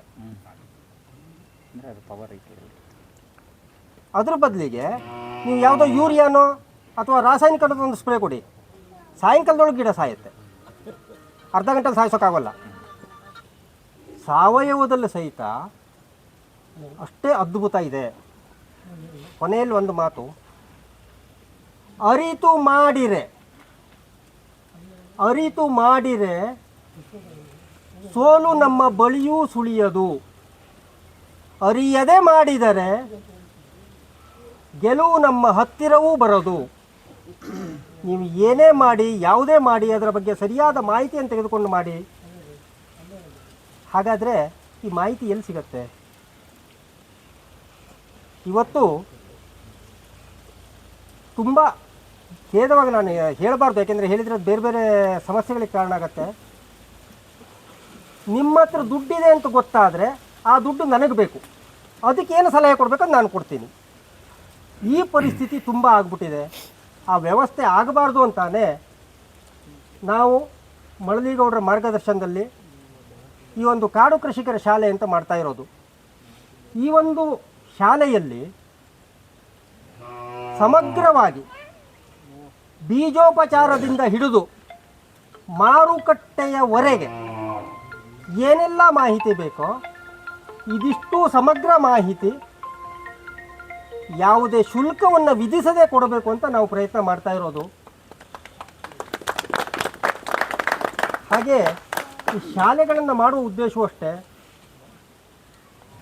ಗೌಡ್ರು ಮಾಡ್ತಾ ಇದ್ದಾರೆ, ನಾನು ಮಾಡ್ತಾ ಇದ್ದೀನಿ, 24 ತಾಸೇ ನಮಗೆ ಟೈಮ್ ಸಿಗೋದು. ಅದರ ಬದಲಿಗೆ ನಮ್ಮ ಜೊತೆಗೆ ಇನ್ನೊಂದು 100 ಜನ ಕೈ ಜೋಡಿಸಿದಾಗ 24 ತಾಸು 100 ಪಟ್ಟು ಹೆಚ್ಚಾಗತ್ತೆ. ನಾವು ಒಬ್ಬರನ್ನು ಭೇಟಿ ಮಾಡುವ ಸಮಯದಲ್ಲಿ ಅವರು 100 ಜನ ಒಬ್ಬೊಬ್ಬರನ್ನು ಭೇಟಿ ಮಾಡೋದು 100 ಜನರ ಭೇಟಿ ಆಗತ್ತೆ. ಆ ರೀತಿಯಲ್ಲಿ ಒಂದು ವ್ಯಾಪಕವಾಗಿ ಅತ್ಯಂತ ವೇಗವಾಗಿ ಸಮಾಜಕ್ಕೆ ಒಂದು ನಮ್ಮ ಯೋಚನೆಗಳೇನಿದ್ದಾವೆ, ನಮ್ಮ ಕಾರ್ಯಗಳೇನಿದ್ದಾವೆ, ಇದು ತಲುಪುವಂತೆ ಆಗಬೇಕು ಅನ್ನುವ ಒಂದು ಉದ್ದೇಶ ಇಟ್ಟುಕೊಂಡು ಈ ಒಂದು ಕಾಡು ಕೃಷಿ ಶಾಲೆಯನ್ನು ನಡೆಸ್ತಾ ಇದ್ದೀವಿ. ಬಹುಶಃ ಗೌಡ್ರು ಮೊದಲೇ ಹೇಳಬೇಕಾಗಿತ್ತು, ಅವ್ರು ಹೇಳಿಲ್ಲ. DNA ಲೈಫ್ ಇದು ಒಂದು ನಾನ್ ಪ್ರಾಫಿಟೇಬಲ್ NGO. ನಮ್ಮ ಸಂಸ್ಥೆಯ ವತಿಯಿಂದ ನಾವು ಯಾವುದೂ ಹಣಕಾಸಿನ ವ್ಯವಹಾರವನ್ನು ಮಾಡೋಲ್ಲ. ನಾವು ನಿಮ್ಮ ಹತ್ರ ದುಡ್ಡು ತಗೊಳ್ಳಲ್ಲ, ನಿಮಗೆ ನಾವು ದುಡ್ಡು ಕೊಡಲ್ಲ. ಹಾಗಾಗಿ ಒಂದು ವ್ಯವಸ್ಥಿತವಾಗಿ ಒಂದು ಮಾದರಿಯ ರೂಪದಲ್ಲಿ ಈ ಒಂದು ಶಾಲೆಗಳು ನಡೀಲಿ. ದಯಾನಂದ್ ಸರ್ ಅವರು ಒಂದು ಉತ್ತಮವಾದ ಸಾಧನೆಯನ್ನು ಮಾಡಿದ್ದಾರೆ. ನಾನು ಮುಂದಿನ ಚರ್ಚೆಯಲ್ಲಿ ಅದನ್ನು ಹೇಳ್ತೀನಿ. ಅವರು ಒಂದಷ್ಟು ಅಧ್ಯಯನ ಮಾಡಿದರೂ ನರ್ಸರಿಗಳಲ್ಲಿ ಅವರಿಗೆ ಮೋಸ ಆಗಿದೆ. ಅವರು ಕೇಳಿರೋದೇ ಒಂದು, ಅವ್ರು ಕೊಟ್ಟಿರೋದೇ ಒಂದು. ಹಾಗಾದರೆ ನರ್ಸರಿಯವರು ಯಾವಾಗ ಮೋಸ ಮಾಡ್ತಾರೆ? ನಮಗೆ ಅದರ ಬಗ್ಗೆ ಅರಿವಿಲ್ಲ ಅಂತ ಆದಾಗ ಮಾತ್ರ ಮೋಸ ಮಾಡೋಕ್ಕೆ ಸಾಧ್ಯ. ನಮಗೆ ಅದರ ಬಗ್ಗೆ ಅರಿವಿದೆ ಅಂದರೆ ಹೇಗೆ ಮೋಸ ಮಾಡೋಕ್ಕೆ ಸಾಧ್ಯ? ಆ ಅರಿವನ್ನು ತುಂಬುವ ಕೆಲಸವನ್ನು ನಾವು ಮಾಡ್ತಾ ಇದ್ದೀವಿ. ದಯಾನಂದ ಗುರುಗಳು ಸಮಸ್ತ ಈ ಭಾಗಕ್ಕೆ ಆ ಅರಿವನ್ನು ತುಂಬುವ ಕೆಲಸವನ್ನು ಅತ್ಯಂತ ವೇಗವಾಗಿ ಶಿಸ್ತುಬದ್ಧವಾಗಿ ಮಾಡಲಿ ಅಂತ ಅವರಲ್ಲಿ ಮತ್ತೊಮ್ಮೆ ಕೇಳ್ಕೊಳ್ತಾ, ಮಾತಾಡಲು ಅವಕಾಶ ಮಾಡಿಕೊಟ್ಟ ತಮ್ಮೆಲ್ಲರಿಗೂ ವಂದಿಸುತ್ತಾ, ನನ್ನ ಮಾತಿನಲ್ಲಿ ವ್ಯತ್ಯಾಸಗಳೇನಾದಿದ್ರೆ ನಾನಿನ್ನೂ ಚಿಕ್ಕವನು, ವಯಸ್ಸಿನಲ್ಲೂ ಹೌದು, ವಿದ್ಯೆಯಲ್ಲೂ ಹೌದು, ನಾನು ತುಂಬ ಚಿಕ್ಕವನು. ನನ್ನ ಮಾತಿನಿಂದ ಯಾರಿಗಾದರೂ ನೋವಾದರೆ ಅಥವಾ ನನ್ನ ಮಾತಿನಲ್ಲಿ ಏನಾದರೂ ವ್ಯತ್ಯಾಸಗಳು ಕಂಡ್ರೆ ಕ್ಷಮಿಸಿ. ಜೊತೆಗೆ ಏನಾದರೂ ವ್ಯತ್ಯಾಸ ಕಂಡ್ರೆ ದಯವಿಟ್ಟು ನನಗೆ ಅದನ್ನು ತಿಳಿಸಿ. ಯಾಕೆಂದರೆ ನಾನು ಇನ್ನೊಮ್ಮೆ ಮಾತಾಡುವಾಗ ಅಥವಾ ಇನ್ನೊಬ್ಬರಿಗೇನೋ ಹೇಳುವಾಗ ಆ ವ್ಯತ್ಯಾಸವನ್ನು ಸರಿಪಡಿಕೊಳ್ಳೋಕೆ ಅವಕಾಶ ಆಗುತ್ತೆ. ಮತ್ತೊಮ್ಮೆ ತಮ್ಮೆಲ್ಲರಿಗೂ ವಂದಿಸುತ್ತಾ, ದಯಾನಂದ ಗುರುಗಳಿಗೆ ಮತ್ತೊಮ್ಮೆ ವಂದಿಸುತ್ತಾ ನನ್ನ ಮಾತಿಗೆ ಪೂರ್ಣ ವಿರಾಮವನ್ನು ನೀಡ್ತಾ ಇದ್ದೇನೆ. ನಮಸ್ಕಾರ. ಯಾವುದೇ ವಸ್ತು ಪದಾರ್ಥಗಳನ್ನ ತೊಗೊಂಬನ್ನಿ, ಹುಷಾರಾಗಿರಿ. ಅದರಲ್ಲಿ ಹುಳು ಕಿಮ ಕೀಟ ಯಾವುದೂ ಇರಬಾರ್ದು. ಅವ್ರು ಹೇಳಲಿಲ್ಲ ಇದರಲ್ಲಿ ಕೀಟನಾಶಕ ಇರುತ್ತೆ ಅಂತ. ಪರವಾಗಿಲ್ಲ, ತಿನ್ನಿ. ಈಗ ಒಂದು ವಾರದಿಂದ ನನ್ನ ಫ್ರೆಂಡ್ ಯಾರ್ದೋ ಮನೆ ಪಾರ್ಟಿಗೆ ಹೋಗಿ ಅದೇನೋ ಸೂಪು ಇದು ತಿಂದಂತೆ, ಯಾವುದೋ ಚೀಸ್, ಪನ್ನೀರ್ ತಿಂದು ಮಾನೇ ದಿವಸ ಬರೀ ಬೀದಿ. ಮನೇಲಿ ನಲ್ಲಿ ನೀರಿಲ್ಲ. ಅವನಿಗೆ ಹಂಗೆ ಹೋಗ್ತಾ ಇದೆ. ಅವನ ಆಸ್ಪತ್ರೆಗೆ ಕರ್ಕೊಂಡು 3 ದಿವಸ ಅಡ್ಮಿಟ್ ಮಾಡಿ 3.5 ಲಕ್ಷ ರೂಪಾಯಿ ಚಾರ್ಜ್ ಮಾಡಿದ್ದಾರೆ. ಯಾವ ರೈತರು 3.5 ಲಕ್ಷ 2 ದಿವಸದಲ್ಲಿ 3 ದಿವಸ ಸಂಪಾದಿಸ್ತೀರಾ? ಅದೇ ನೀವು ತಯಾರಿಸಿದ ಆಹಾರ ಪದಾರ್ಥಗಳಲ್ಲಿ ವಿಷ ಇದ್ದರೆ ಡಾಕ್ಟ್ರ್ ಅಂತ ಇದ್ದಾನಲ್ಲ ನರ್ಸಿಂಗ್ ಹೋಮಲ್ಲಿ, ಅವನಿಗೆ ಅಥವಾ ಆಸ್ಪತ್ರೆಗಳಲ್ಲಿ ಅವರು ಏನೇನು ಚಾರ್ಜ್ ಮಾಡ್ತಾರೆ ಅಂದರೆ, ಅವರಿಗೆ ಒಬ್ಬ ಪೇಷಂಟ್, ನಿಮಗೆ ಗೊತ್ತಿರ್ಬೋದು, ಒಬ್ಬ ಪೇಷಂಟ್ ಕಾರ್ಡಿಯಾಕೋ ಲಿವರು ಯಾವುದಕ್ಕಾದರೂ ಹೋದರೆ ಆಸ್ಪತ್ರೆಗೆ ಏನು ಬೇಡಪ್ಪ, ನಿಮಗೆ ಹೊಟ್ಟೆ ನೋವು ಇದೆ ಅಂತ ಒಂದು ಆಸ್ಪತ್ರೆಗೆ ಹೋಗಿ ಸಾಕು. ನಿಮ್ಮ ಹೊಟ್ಟೆ ನೋವಿಲ್ಲ, ಸುಮ್ಮನೆ ನಾಟಕ ಮಾಡಿ, ಡಾಕ್ಟ್ರೇ 3 ದಿನದಿಂದ ಈ ಕಡೆ ತುಂಬ ನೋವ್ತಾ ಇದೆ, ಬನ್ನಿ ರಿಜಿಸ್ಟ್ರೇಷನ್ನು 2,000 ರೂಪಾಯಿ 50,000 ಡಿಪಾಸಿಟ್ ಮಾಡಿ 3 ದಿವಸ ಆಸ್ಪತ್ರೆಯಲ್ಲಿ ಇರಬೇಕಾಗತ್ತೆ. ನಮ್ಗೆ ಗೊತ್ತಿಲ್ಲ, ನೀವು ಪರೀಕ್ಷೆ ಮಾಡಬೇಕು, ಆ ಸ್ಕ್ಯಾನು ಈ ಸ್ಕ್ಯಾನು MRI CT ಎಲ್ಲ ಮಾಡಿಬಿಟ್ಟು ಕಡೆ ಬಿಲ್ 1,80,000. ರೈತರು ಸಂಪಾದಿಸಿದ್ದೀರಾ ಹಣನ? ಅವರು ನಿಮಗೆ ಇಲ್ಲದೇ ಇರೋ ಕಾಯಿಲೆನ ಇದೆ ಅಂತ ಪ್ರೂವ್ ಮಾಡೋದಕ್ಕೆ ಸಾವಿರಾರು ಟೆಸ್ಟ್ಗಳನ್ನು ಮಾಡ್ತಾರೆ. ದಯವಿಟ್ಟು ಆಸ್ಪತ್ರೆ ಕಡೆ ತಲೆ ಹಾಕಿಬಿಡಿ. ಈ ಒಂದು ಇಲ್ಲಿದೆಯಲ್ಲ ಪರಿಸರ, ಆ ಕಡೆ ತಲೆ ಹಾಕಿ ಮಲಗಿ. ಇಲ್ಲಿ ಬನ್ನಿ. ನನ್ನ ವೈಫ್ ಕೇಳಿದ್ರು, ಮನೆಗೆ ಬರ್ತೀರಾ ಊಟಕ್ಕೆ ಇವತ್ತು? ಇಲ್ಲ, ಎಷ್ಟೊತ್ತಾದರೂ ಮನೆ ಊಟಕ್ಕೆ ಬರೋಲ್ಲ. ನಾ ಎಲ್ಲಿರ್ತೀನೋ ಅಲ್ಲಿ ಒಳ್ಳೆ ರೈತರಿದ್ದಾರೆ, ಅವರು ಬೆಳೆದಿದ್ದನ್ನೇ ಅವರೇ ಅಡುಗೆ ಮಾಡಿ ನಮಗೆ ಕೊಡ್ತಾರೆ, ಅಲ್ಲಿ ರೆಡಿಯಾಗಿದೆ ಆಗಲೇ, ಅದನ್ನೇ ತಿಂದು ಬರೋದು. ಯಾಕೆಂದರೆ ನನ್ನ ಆರೋಗ್ಯ ನನಗೆ ಮುಖ್ಯ. ನನ್ನ ಹೆಂಡತಿ ಹೇಳಿಲ್ಲ ನೀನು ಅಡುಗೆ ಮಾಡಿದ್ದು ಚೆನ್ನಾಗಿಲ್ಲ ಅಂತ. ನೀನು ತಂದಿರೋ ಸಾಮಾನು ಚೆನ್ನಾಗಿಲ್ಲಮ್ಮ. ಒಂದು ಸಲ ಉಪ್ಪಿಟ್ಟು ಮಾಡಿದ್ಲು, ಒಂದು ತುತ್ತು ತೆಗೆದುಕೊಂಡೆ, ಅದೇನೋ ಒಂಥರ ಔಷಧಿ ವಾಸನೆ ಬಂತು, ಆಸ್ಪತ್ರೆ ಔಷಧಿ ವಾಸನೆ. ನಾನು ಕೇಳಿದೆ ಎಲ್ಲಿಂದ ತಂದು, ಏನು ಹಾಕಿದೆಯಾ ಅಂತ. ಏನಿಲ್ಲ ಅಂಗಡಿಯಿಂದ ತಂದಿದ್ದು ರವೆ, ನೀವೇ ತಂದಿರಲ್ಲ ರವೆ. ನನಗೆ ಬೈದ್ಲು, ನೀವು ತಂದಿದ್ದು ರವೆನೇ, ಅದಕ್ಕೆ ನೀನು ಆ ಶೆಟ್ಟಿ ಅಂಗಡಿಲೇ ತೊಗೊಂಬ ರವೆ ಅಂತ ಹೇಳಿದೆ. ಅಲ್ಲೇ ಹೋದೆ, ವಾಪಸ್ ಕೊಟ್ಬಿಡು ರವೆನ ಅಂದರೆ ತೊಗೊಂಡು ಹೋದೆ. ರವೆ ಉಪ್ಪಿಟ್ಟು ಜೊತೆನೂ ತೊಗೊಂಡು ಹೋದೆ. ಆ ಶೆಟ್ರೆ ನಮ್ಮ ವೈಫ್ ಉಪ್ಪಿಟ್ಟು ಮಾಡಿದೆ, ಸ್ವಲ್ಪ ಟೇಸ್ಟ್ ಮಾಡಿದ್ದೆ. ಅವರು ಏನಿದು ಏನೋ ಇದೆ ಒಂಥರ ಇದೆ ಅಂದರು. ನೀವು ಕೊಟ್ಟಿದ್ದು ರವೆನೇ ಇದು ಅಂದರು. ಅದಕ್ಕೆ ನಾ ಏನು ಮಾಡಲಪ್ಪ, ನಮ್ಮ ಅಂಗಡಿಯಲ್ಲಿ ತುಂಬ ಹೆಗ್ಗಣಗಳು ಬರುತ್ತೆ ರಾತ್ರಿ. ನಾನು ಎಲ್ಲ ಕಡೆ ಒಂದಷ್ಟು ಔಷಧಿ ಇಟ್ಬಿಡ್ತೀನಿ, ಹೆಗ್ಗಣಗಳು ಬರೋದಿಲ್ಲ, ಸತ್ತೋಗುತ್ತೆ ಅಂತ. ಹೌದು, ಆ ಹೆಗ್ಗಣ ಅದ್ರ ಮೇಲೆ ಓಡಾಡುತ್ತೆ, ಜಂಪ್ ಮಾಡಿಬಿಟ್ಟು ಗೋಣಿಚೀಲದ ಮೇಲೆ, ಆಹಾರದ ಮೇಲೆ ಎಲ್ಲ ಓಡಾಡುತ್ತೆ. ಹೀಗಾಯ್ತಲ್ಲಪ್ಪ ನನ್ನ ಕತೆ ಅಂದೆ. ಅರ್ಥವಾಯ್ತಲ್ಲ ನಮಗೀಗ. ರೈತರಿಗಿಂತ ಹೆಚ್ಚು ಹಣ ಮಾಡ್ತಾ ಇರೋರು ಡಾಕ್ಟ್ರುಗಳು. ಎಷ್ಟು ರೈತರು ಒಳ್ಳೊಳ್ಳೆ ಹೈ ಲೆವೆಲ್ ಕಾರ್ ಇಟ್ಕೊಂಡಿದ್ದಾರೆ. ಎಲ್ಲ ಡಾಕ್ಟ್ರುಗಳು ಎಂತೆಂಥ ದೊಡ್ಡ ದೊಡ್ಡ they have vehicles. You don't have, farmers don't have vehicles but doctors have. Go to any nursing home, there house, you go to this farmer's house, you see the difference. 1 point program. ಇದು ಭಾಳ calculated risk. ಇದು ಇದನ್ನು ತಡೆಗಟ್ಟೋದಕ್ಕೆ ನಾನು ಮಳ್ಳಾಲಿಗೌಡ ಅವ್ರು ಸೇರಿಕೊಂಡು, ನೀವು ಏನು ಬೆಳೀತಾ ಇದ್ದೀರಾ ತಿನ್ನೋದಕ್ಕೆ ಯೋಗ್ಯವಾ ಇಲ್ವಾ ಅಂತ ನಾವು ಒಂದು ಸರ್ಟಿಫಿಕೇಟ್ ಕೊಡ್ತೀವಿ. ಹೇಗೆ ಕೊಡ್ತೀವಿ? ನಿಮ್ಮಿಂದ ಡಿಕ್ಲರೇಷನ್ ತೆಗೆದುಕೊಳ್ತೀವಿ. ನನಗೆ ಇಷ್ಟು ಎಕರೆ ಇದೆ, ಇಂಥ ಜಾಗದಲ್ಲಿದೆ, ನಾನು ಇಷ್ಟು ವರ್ಷದಿಂದ ಯಾವ ರಾಸಾಯನಿಕ ಗೊಬ್ಬರ ಉಪಯೋಗಿಸ್ತಾ, I am not using any pesticide, insecticide, fungicide, bactericide, I am not using even urea. Declaration ಕೊಡ್ತೀರಾ? ಇವರು ಕೊಡ್ತಾರೆ ಡಿಕ್ಲರೇಷನ್ ಒಂದು ಫಾರ್ಮಲ್ಲಿ. ಆಮೇಲೆ ಹೇಳ್ತಾರೆ, ಯಾರೇ ಬಂದು ನಮ್ಮ ಜಮೀನಿನಲ್ಲಿ ಬಂದು ತೆಗೆದುಕೊಂಡು ಹೋದರೆ, ಅಂಗಡಿ ಓಪನ್ ಮಾಡಿದ್ದೀವಿ ಅದಕ್ಕೆ ಗ್ಯಾರಂಟಿ ಕೊಡ್ತೀವಿ. ತಗೊಂಡ್ಕೊಂಡು ಹೋದ ಮೇಲೆ ಅದೇನಾಗುತ್ತೆ ನಮ್ಮ ಜವಾಬ್ದಾರಿ ಅಲ್ಲ.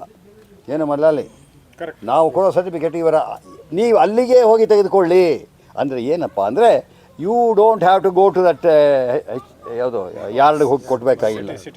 ಯಾವುದು ಸಿಟಿಗೆ ಹೋಗೋದಿಲ್ಲ, ಸಿಟಿ ಎಲ್ಲ ಇಲ್ಲೇ ಯಾವುದೋ ಇದೆಯಲ್ಲಪ್ಪ, ಮಂಡ್ಯ, ಹಾಸನ, ಏನದು ಅದಕ್ಕೆ ಹಾಂ APMCನ ಅಗ್ರಿಕಲ್ಚರಲ್ ಮಾರ್ಕೆಟ್, ಅಲ್ಲಿ ಹೋಗಿ ಹಾಕಬೇಡಿ.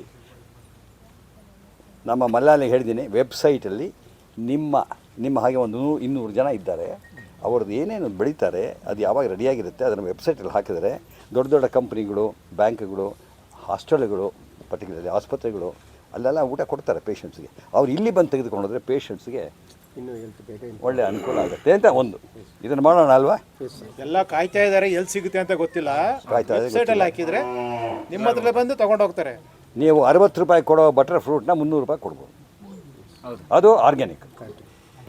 ಕೆಲವರು ಬೆಂಗಳೂರಿನಲ್ಲಿ ಆರ್ಗ್ಯಾನಿಕ್ ಅಂತ ಮಾಡ್ತಾ ಇದ್ದಾರೆ, ಅದು ಆರ್ಗ್ಯಾನಿಕ್ ಅಲ್ವಾ ಅಂತ ನಮಗೆ ಗೊತ್ತಿಲ್ಲ, ಪರೀಕ್ಷೆ ಮಾಡಿಲ್ಲ. ಇದು ಮುಖ್ಯವಾಗಿ ನಾವು ಮಾಡಬೇಕಾದ ಕೆಲಸ. ಈ ಎಲ್ಲೋ ನಾವು ಇವರು ಸೇರ್ಕೊಂಡು ಒಂದು 10-15 ಜನಕ್ಕೆ ಹೇಳಿದ್ದೀವಿ ಅಷ್ಟೇ. ಎಷ್ಟು ಜನ ಇದ್ದಾರೆ ಇಲ್ಲಿ ಬರದೇ ಇದ್ದವರು? ಎಷ್ಟು ಜನ ಬೆಂಗಳೂರು, ಮೈಸೂರು, ಡೆಲ್ಲಿ, ಬಾಂಬೆ, ಕಲ್ಕಟ್ಟಾದಲ್ಲಿ ಇದ್ದಾರೆ? ಅವ್ರಿಗೆಲ್ಲ ಹೇಗೆ ತಲುಪಿಸೋದು ಈ ವಿಷಯನ? ಇತ್ತೀಚೆಗೆ ಪೇಪರ್ಗಳು ಬರ್ತಾ ಇದೆ, ಬೆಂಗಳೂರಿನಲ್ಲಿರ್ತಕ್ಕಂಥ ತರಕಾರಿಗಳಲ್ಲಿ ಇಷ್ಟೊಂದು ಸೀಸಾ ಇದೆ ಎಲ್ಲ ನೋಡ್ಯವ್ರೆ. ಅವ್ರು ಏನು ಮಾಡ್ತಾರೆ ಗೊತ್ತೇನೋ? ಇವಾಗ ನಿಮ್ಮ ಹತ್ರ ಬದನೆಕಾಯಿ ತೊಗೊಂಡು ಹೋದರೆ, ಬದನೆಕಾಯಿ ಬೆಳಿತೀರಾ? ಹಾಂ, ಬದನೆಕಾಯಿ ತೊಗೊಂಡು ಹೋದರೆ ಒಂದು 3 ದಿವಸ ಆದಮೇಲೆ ಸುಕ್ಕು ಬಂದುಬಿಡುತ್ತೆ ಅದಕ್ಕೆ. ಆಮೇಲೆ ಅದೊಂಥರ ಲೂಸ್ ಆಗಿಬಿಡುತ್ತೆ, ಸ್ಟಿಫ್ ಆಗಿರೋದಿಲ್ಲ. ಅದೇ ನಮಗೆ ನಮ್ಮ ಮನೆ ಹತ್ರ ಹಸಿರು ತೋಟ ಅಂತ ಒಂದು ಅಂಗಡಿ ಇದೆ.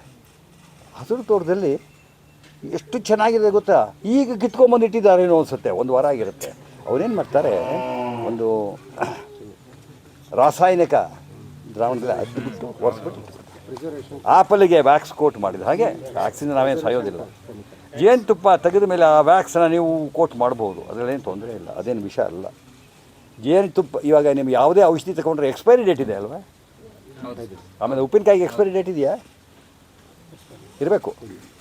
ನೀರು ಹಾಕದೇ ಇದ್ದರೆ ಇಲ್ಲ, ನೀರು ಹಾಕಿದ್ರೆ ಎಕ್ಸ್ಪೈರಿ ಡೇಟ್. ನಮ್ಮ ಜೇನುತುಪ್ಪಕ್ಕೆ ಎಕ್ಸ್ಪೈರಿ ಡೇಟೇ ಇಲ್ಲ. ಎಷ್ಟು ಲಕ್ಷ ವರ್ಷ ಆದರೂ ಅದಕ್ಕೆ ಎಕ್ಸ್ಪೈರಿನೇ ಇಲ್ಲ. ಯಾಕೆ? ಅದನ್ನು ಯಾವುದರಲ್ಲಿ ನಾವು ಶೇಖರಿಸಿರಬೇಕು? ಲೋಹದ ಬಾಟ್ಲಿನಲ್ಲ, ಈ ಥರದ ಬಾಟ್ಲಲ್ಲ ಜೇನುತುಪ್ಪ ಇಡಬಾರ್ದು, ಗ್ಲಾಸಿನ ಬಾಟ್ಲಲ್ಲಿ ಇಡಬಾರ್ದು.